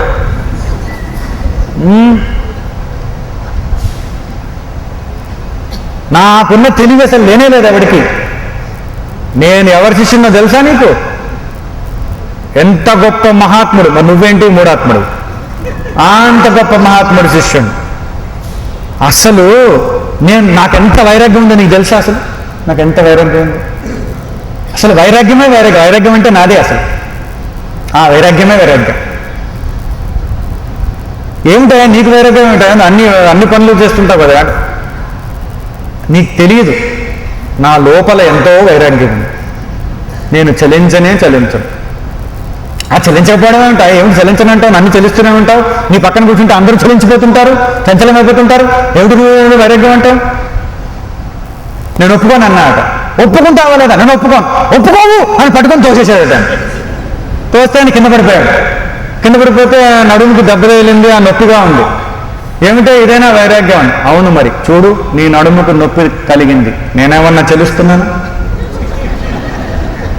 నాకేమన్నా అనిపిస్తుందా? నా మనసులో ఏమన్నా వచ్చిందా? ఏమి రాలేదు. చూడు ఎంత బాగుంది వైరాగ్యం.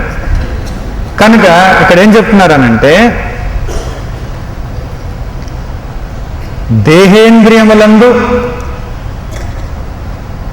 ఆత్మబుద్ధిని విడిచిపెట్టినటువంటి వాడు, అదే అహంకారాన్ని విడిచిపెట్టినటువంటి వాడు, నాతో సమానుడు లేడు, ఈ అభిమానం ఏదైతే ఉంటుందో నేను గొప్ప, నా అంత లేదు, ఇదే అహంకారం. ఈ అహంకారాన్ని విడిచిపెట్టినటువంటి వాడు. అహంకారం బలం అన్నారు. బలం అంటే ఏమిటి? ఏమర్థం ఇక్కడ? మొండిపట్టు అని అర్థం వస్తుంది. ఏమిటా మొండిపట్టు? కామంలో, రాగములో నాకు ఇదే కావాలి, నాకు ఇట్లనే ఉండాలి, ఇట్లుంటేనే అన్ని సరిగ్గా ఉంటాయి, లేకపోతే ఉండే సమస్య లేదు, ఇట్లా లేకపోతే నేను ఏం చేస్తాను, అట్లాంటిది అనమాట. ఆ మొండిపట్టు, మంకుపట్టు, టెంకిపట్టు, అట్లాంటిదనమాట. ఆ కామములో, రాగములో ఆ మంకుపట్టు ఏదైతే ఉంటుందో మొండిపట్టు, దాన్ని విడిచిపెట్టినటువంటి వాడు. దర్పము. ఈ దర్పం ఏమిటనంటే, సాధకులకు కూడా ఒక స్టేజ్కి పోయిన తర్వాత ఇంకొంచెం ఎదుగుతూ ఉంటే అక్కడ కూడా వస్తుంది. ఇదేమిటి అని అంటే ఇక్కడ చక్కగా చెప్తూ వస్తారు, శంకరాచార్య వాళ్ళు కూడా చెప్తారు దీంట్లో. యోగ బల గర్వమున, నా యోగం తెలుసు అంటే, అసలు మీ యోగాలు ఏం యోగాలండి? నథింగ్ యోగం, నా యోగం, అసలు నేను యోగం చేస్తున్నా తెలుసా మీకు? అసలు యోగం అంటే నేనే, అసలు నేను చేస్తుంటేనే చూడాలి మీరు అసలు యోగం అని. ఆ యోగ బల గర్వమున చెడు మార్గమును అనుసరిస్తూ వెళ్ళిపోవడం. ఈ యోగంలో ఒక స్థాయికి వెళ్ళిపోయిన తర్వాత కొన్ని ఆఫర్లు వస్తాయి. ఎందుకంటే కొన్ని టెంప్టింగ్ లెవెల్స్ కొన్ని ఉంటాయి, పక్కదోవ పట్టించేటటువంటి, పూర్తిగా పొందేస్తాడేమో బ్రహ్మానందాన్ని లాస్ట్ మినిట్ ఆఫర్లు కొన్ని ఉంటాయి అన్నమాట. అలాగా బంపర్ ఆఫర్లు.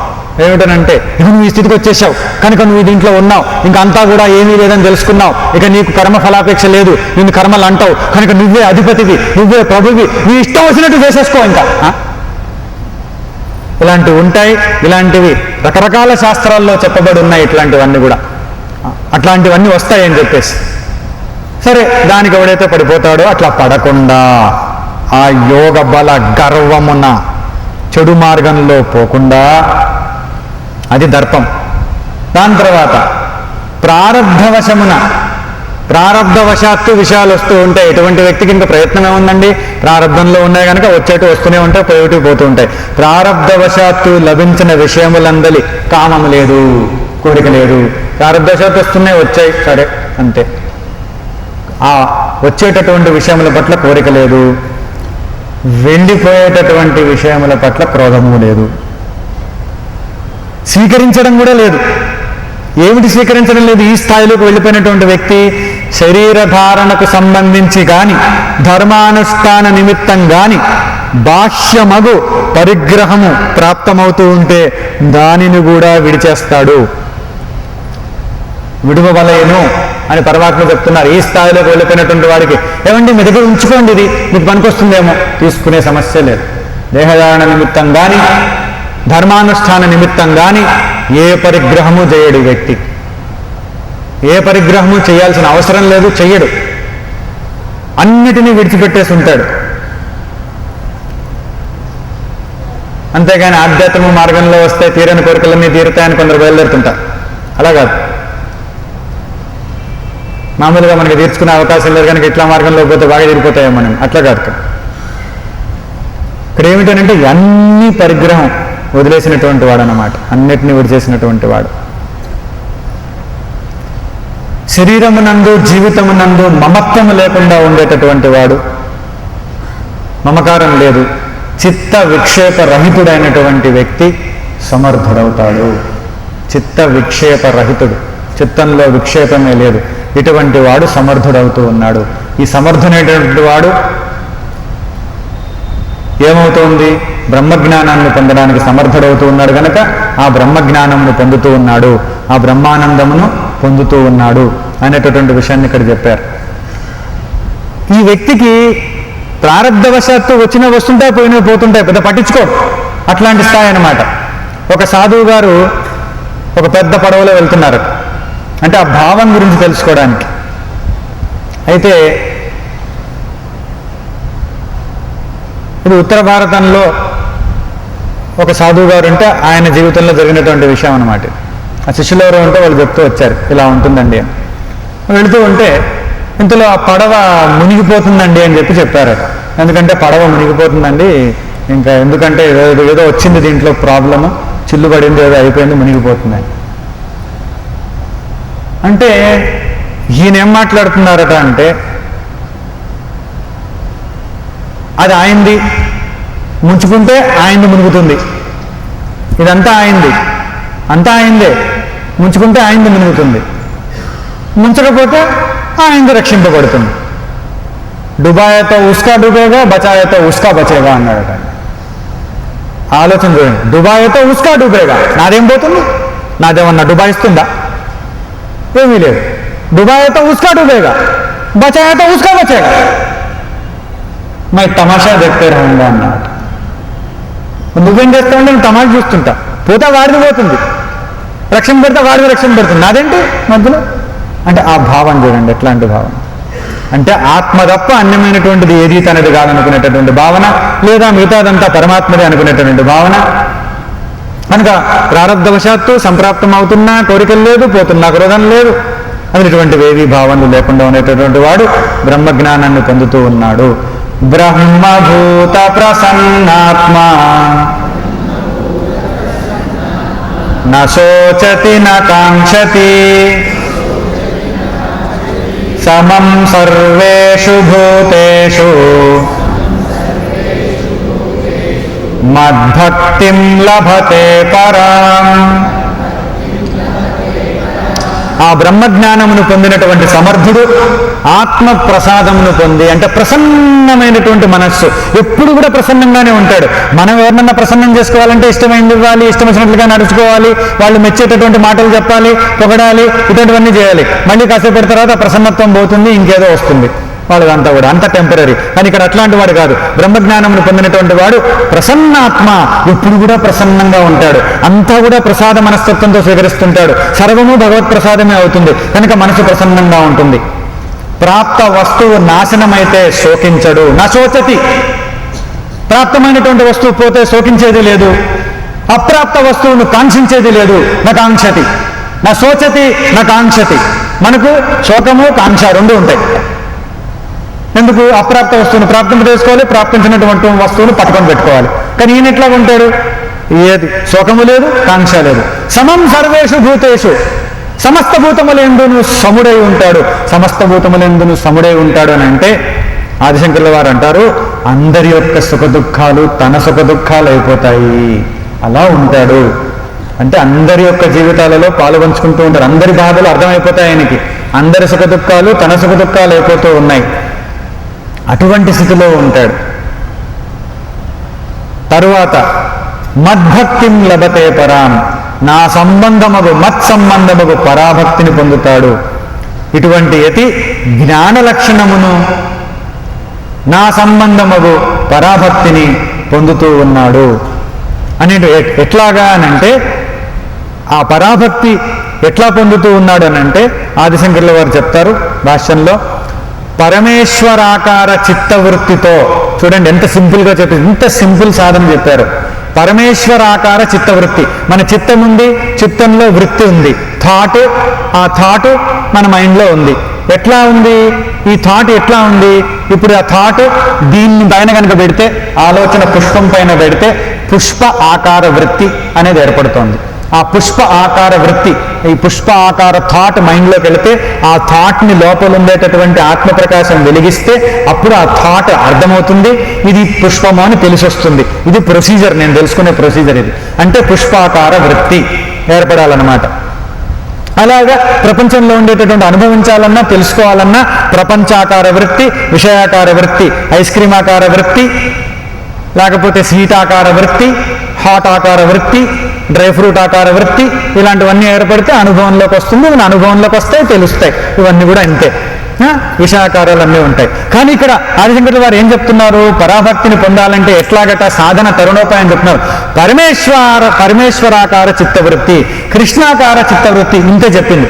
కృష్ణాకార చిత్తవృత్తి, చిత్తంలో కృష్ణుడు ఆకారం పెట్టుకొని కృష్ణుని తలుచుకుంటూ ఉంటే కృష్ణాకార చిత్తవృత్తి, పరమేశ్వరుని తలుచుకుంటూ ఉంటే పరమేశ్వరాకార చిత్తవృత్తి, భోగాన్ని తలుచుకుంటుంటే భోగాకార చిత్తవృత్తి, రోగాన్ని తలుచుకుంటుంటే రోగాకార చిత్తవృత్తి, నొప్పిని తలుచుకుంటే నొప్పి ఆకార చిత్తవృత్తి, కష్టాన్ని తలుచుకుంటే కష్టాకార చిత్తవృత్తి, వేరే వాడిని చూసి సరిపోకపోతే అసూయాకార చిత్తవృత్తి, వాడి మీద క్రోధం వస్తే క్రోధాకార చిత్తవృత్తి, వాడిని తండం అనిపిస్తే తనడం ఆకార చిత్తవృత్తి, వాడిని కరుద్దాం అనిపిస్తే కరుణాకార చిత్తవృత్తి. ఇంతే ఉండేది. ఏది ఎట్లా వృత్తి లోపలికి వస్తే ఆ అనుభవం లోపలికి వస్తుంది. చాయిస్ మనకిస్తున్నారు. పరమేశ్వరాకార చిత్తవృత్తితో ఆ పరమేశ్వరాకార చిత్తవృత్తిని ఏర్పరచుకొని మరలా మరలా అనుసంధానం చేస్తూ, సింపుల్ ప్రొసీజర్. ఇప్పటిదాకా చెప్పిన స్టెప్పులన్నీ ఒకలాగా, ఈ ఒక్క స్టెప్ ఒకలాగా ఉంటుంది. పరమేశ్వరాకార చిత్తవృత్తి, శ్రీకృష్ణాకార చిత్తవృత్తి, మీ ఇష్టం. ఏ దేవుడు నచ్చితే ఆ దేవుడు ఆకార చిత్తవృత్తి. ఇప్పుడు ఉండేది చత్తవృత్తి, అప్పుడు పరమేశ్వరాకార చిత్తవృత్తి, అది అయిపోతుంది.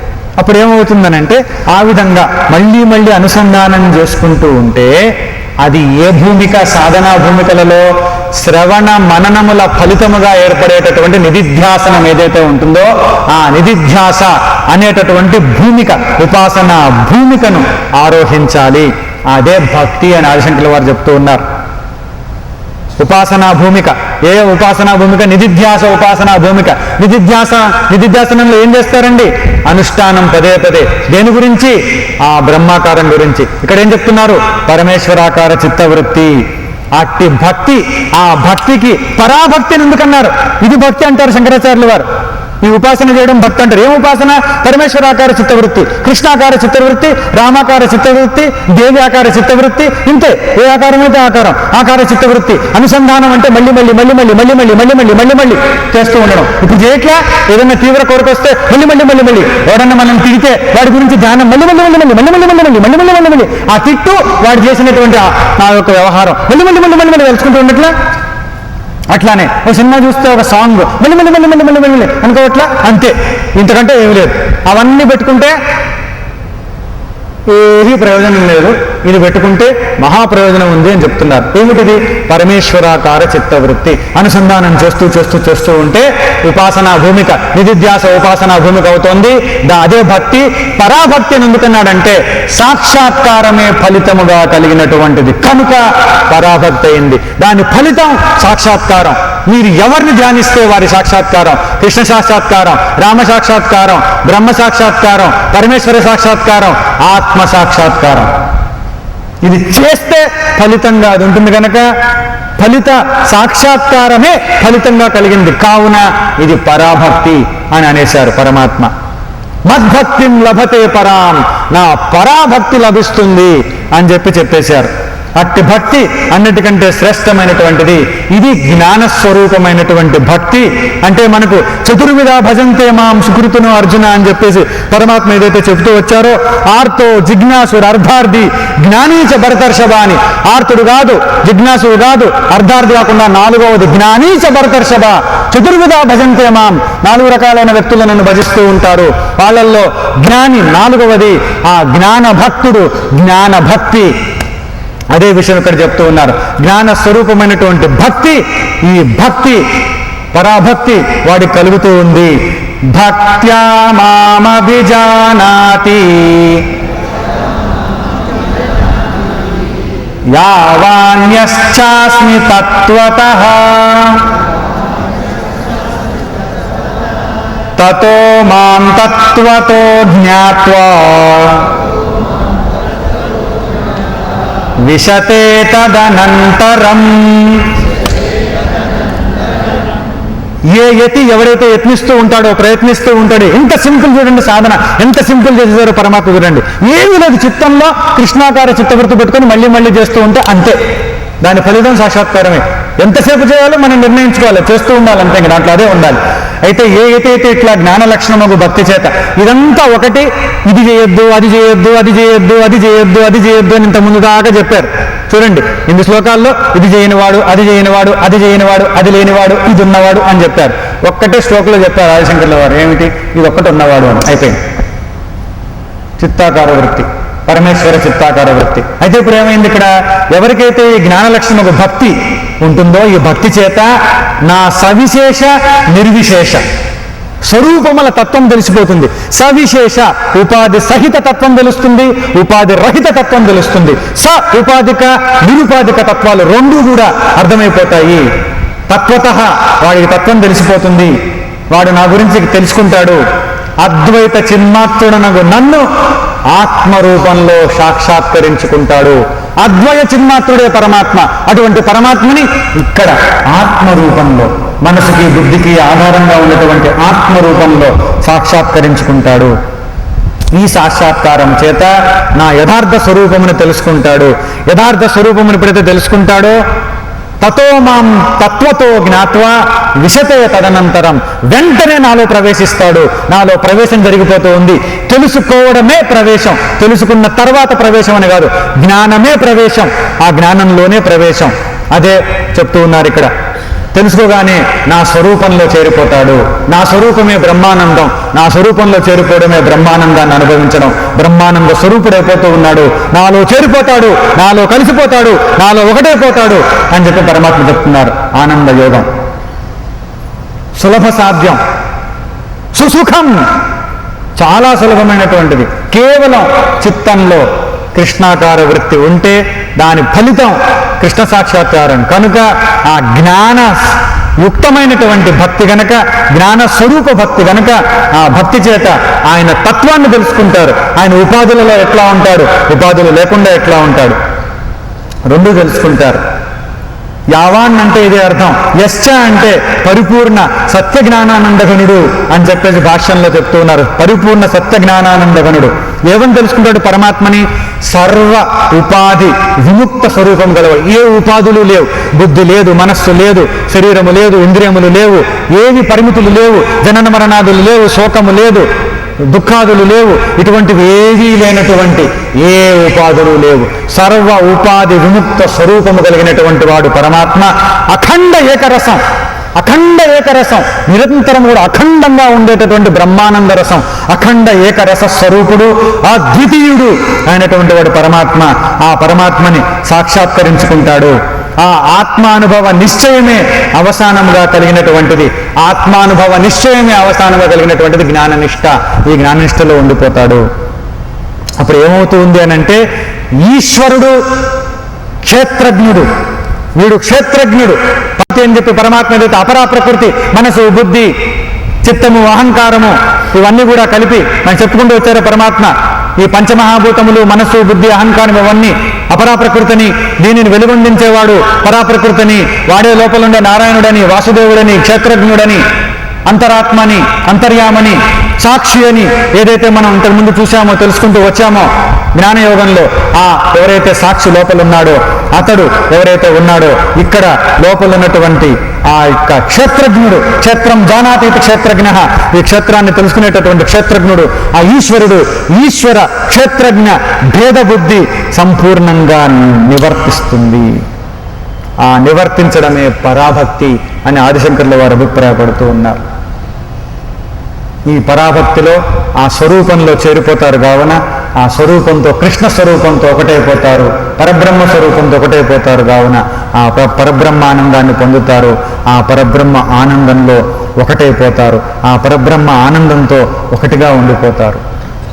ఇది చెప్తూ ఉన్నారు. ఆ పరబ్రహ్మ ఆనందంలో లీనమైపోతారు, అలా ఉండిపోతాడు అని చెప్పేసి. సర్వధర్మాన్ పరిత్యజ్య మామేకం శరణం వ్రజ అహం త్వా సర్వపాపేభ్యః మోక్షయిష్యామి మా శుచః.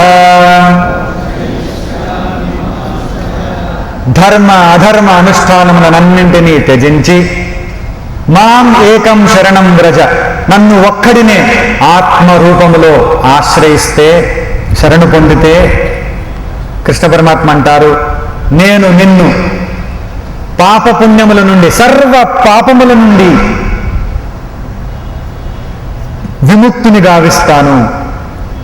తరువాత నా స్వరూపమును ప్రకటించి నిన్ను ముక్తుని గావిస్తాను. అంటే స్వరూప సాక్షాత్కారమును నీకు అందిస్తాను.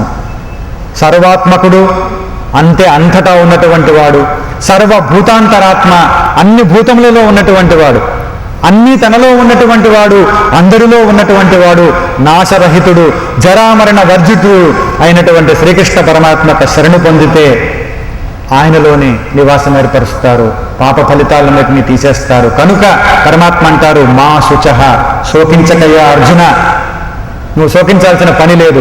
ఈ ధర్మములన్నింటినీ కూడా నాలో సమర్పించి నాకే శరణు పొంది నేను చెప్పినట్లు చేయి చాలు. మా శుచః. పరమాత్మ యొక్క ప్రవచనం అంతా కూడాను 2వ అధ్యాయంలో అశోచ్య నన్మశోచస్వం నుంచి ప్రారంభమై శంకరాచార్యులు వారు కానీ, మధుసూదన సరస్వతులు వారు కానీ, ఇవన్నీ ఇవే ఉపక్రమ ఉపసంహారం, స్టార్టింగ్ ఫినిషింగ్ ఎండింగ్ కంక్లూజన్, అవన్నీ కూడా ఈ రెండే అని చెప్తున్నారు. అశోచ నా శుచః అంటే శోకము నివృత్తి చెందాలి. శోకం ఎట్లా నివృత్తి చెందుతుంది? తరతి శోకం ఆత్మవిత్, ఆత్మజ్ఞానాన్ని పొందిన వాడికే శోకం పోతుంది. కనుక ఆత్మజ్ఞానాన్ని పొందడమే అనేటువంటి విషయం ఇక్కడ తెలియదు. బ్రహ్మానందాన్ని పొందడమే. ఎట్లా పొందుతారు? సులభం. చిత్తంలో వృత్తి ఏమిటి? పరమేశ్వరాకార చిత్తవృత్తి, అనుసంధానం, అంతే. దానివల్ల సాక్షాత్కారం, దానివల్ల పరాభక్తి, దానివల్ల ప్రవేశం అన్నీ వచ్చేస్తాయి. ఇది పరమాత్మ తెలియజేస్తూ వచ్చారు. పరమాత్మ కృప వలన, పరమాత్మ దయ వలన, పరమాత్మ అనుగ్రహం వలన మనం పొందేటందుకు అవకాశం ఉంటుంది. నిటారుగా కూర్చోండి.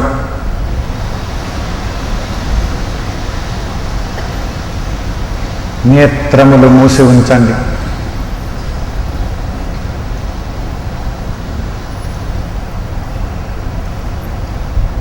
కర్మయోగము, ధ్యానయోగము, జ్ఞానయోగము, భక్తి యోగము, ఆనందయోగము, ఇవన్నీ వింటూ వచ్చాం. అన్నిటిలో చెప్పినటువంటి విషయాలను, ముఖ్యంగా ధ్యాన సంబంధిత విషయాలను దృష్టిలో ఉంచుకుంటూ మన శరీరము పైన మనస్సును నిలిపి, ఏకాగ్రమైనటువంటి మీ మనస్సును దేహము పైన నిలిపి ఉంచండి.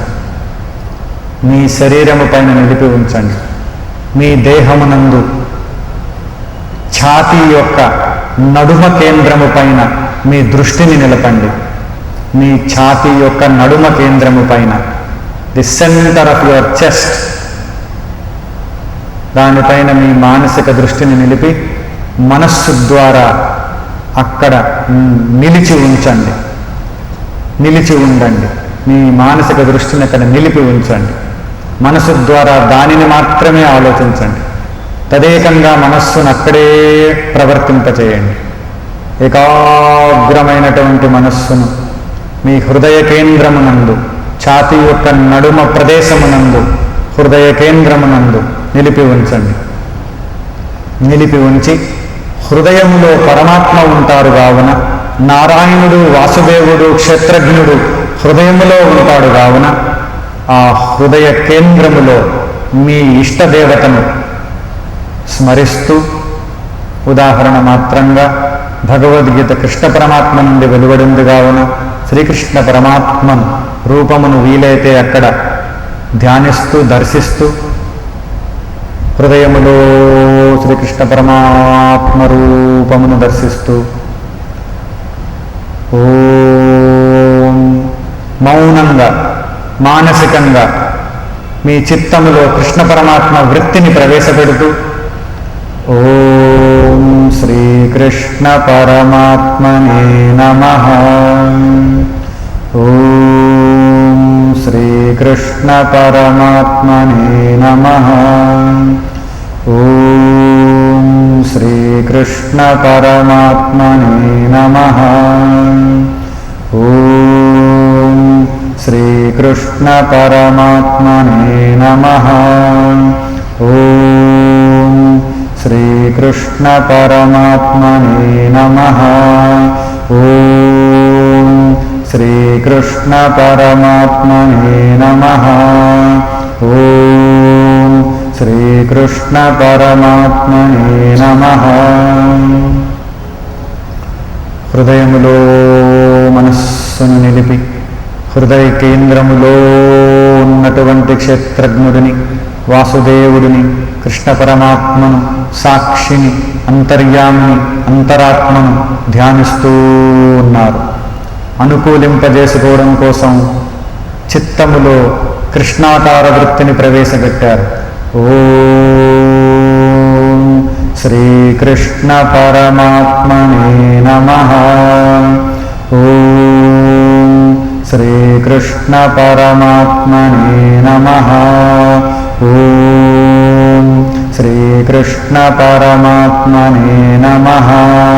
ఓం శ్రీకృష్ణ పరమాత్మనే నమః. ఓం శ్రీకృష్ణ పరమాత్మనే నమః. చిత్తములో అనుసంధానం జరుగుతూ ఉంది, మనస్సులో నిధిధ్యాసనం జరుగుతూ ఉంది, చిత్తములో కృష్ణాకార వృత్తి ఏర్పడుతూ ఉంది, నిరంతరము సాగుతూ ఉంది. హృదయములో ఆ రూపదర్శనం జరుగుతూ ఉంది. ఓం శ్రీకృష్ణ పరమాత్మనే నమః. ఓం శ్రీకృష్ణ పరమాత్మనే నమః. ఓం శ్రీకృష్ణ పరమాత్మనే నమః. ఓం శ్రీకృష్ణ పరమాత్మనే నమః. ఓం శ్రీకృష్ణ పరమాత్మనే నమః. చిత్తములో వేరే ఏ వృత్తులు లేవు, ఏ బాధలు లేవు, ఏ వ్యధలు లేవు, ఏ విషయ ప్రలోభములు లేవు. కేవలం పరమాత్మాకార చిత్తవృత్తి, కృష్ణ పరమాత్మాకార చిత్తవృత్తి మాత్రమే ఉంది. కేవలం పరమాత్మాకారమైనటువంటి చిత్తవృత్తి మాత్రమే ఉంది. రూపము కూడా పరమాత్మదే ఉంది. ఇది హృదయ కేంద్రములోనూ, కొంతమంది భ్రూమధ్యములో అంటే కనుబొమ్మల నడుమనుండేటటువంటి ప్రదేశంలో కూడా ధ్యానిస్తారు. ప్రస్తుతం మనం హృదయ కేంద్రములో ధ్యానిస్తూ ఉన్నాం. ఆ హృదయంలో ధ్యానం కుదురుతూ ఉంది. పరమాత్మ రూపాన్ని దర్శిస్తూ ఉన్నాం, ఆ నామాన్ని దర్శిస్తూ ఉన్నాం. రూపం దర్శనం లేనటువంటి వాళ్ళు కొందరు ఈ మంత్రాన్ని, ఈ మంత్రం యొక్క అక్షరములను దర్శిస్తూ ఉంటారు. లోపల, హృదయం లోపల, తమ లోపల వీటిని చూస్తూ మనసును అక్కడే ఉంచుతారు. ఆ ఆకృతిలోనే మనసు ఉంచుతారు. ఓం శ్రీకృష్ణ పరమాత్మనే నమః. ఓం శ్రీకృష్ణ పరమాత్మనే నమః. ఓం శ్రీకృష్ణ పరమాత్మనే నమః. హృదయములో ఈ విధంగా ధ్యానించిన పిదప జ్యోతి దర్శనము, తదుపరి ఏ ధ్యేయ వస్తువుపైనైతే మనస్సు నుంచి ధ్యానం చేశామో ఆ అధిష్టాన దేవత దర్శనము, ఇవన్నీ కూడా ఆత్మరూపంలో ఏర్పడతాయనేటటువంటిది ప్రమాణముగా మనం తెలుసుకున్నాం. అది భగవత్కృప వలన మన అనుభవంలో రావాలని ఆయనను ప్రార్థిస్తూ సాధన చేస్తూ ఉన్నాం. భ్రూమధ్యంలో కూడా దీనిని చేయవచ్చు. వెలుగుని చూడవచ్చు, రూపాన్ని చూడవచ్చు.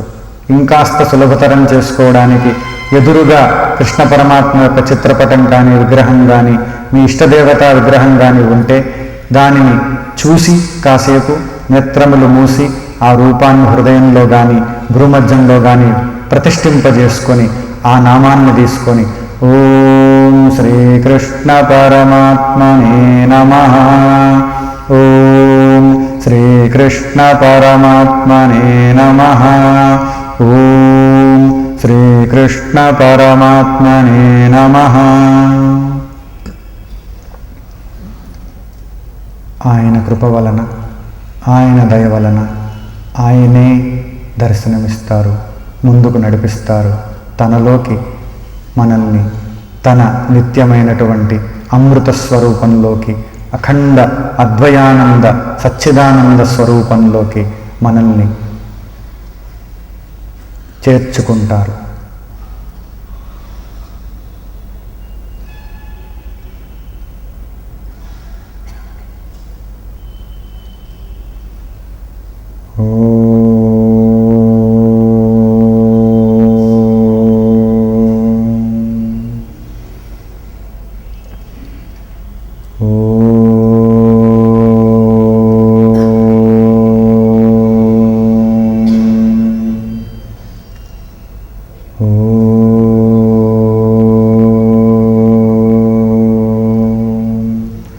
सर्वे भवन्तु सुखिनः, सर्वे सन्तु निरामयाः, सर्वे भद्राणि पश्यन्तु, मा कश्चित् दुःखभाग् भवेत्। ॐ शान्तिः शान्तिः शान्तिः। हरिः ॐ। श्रीगुरुभ्यो नमः। हरिः ॐ। नेत्र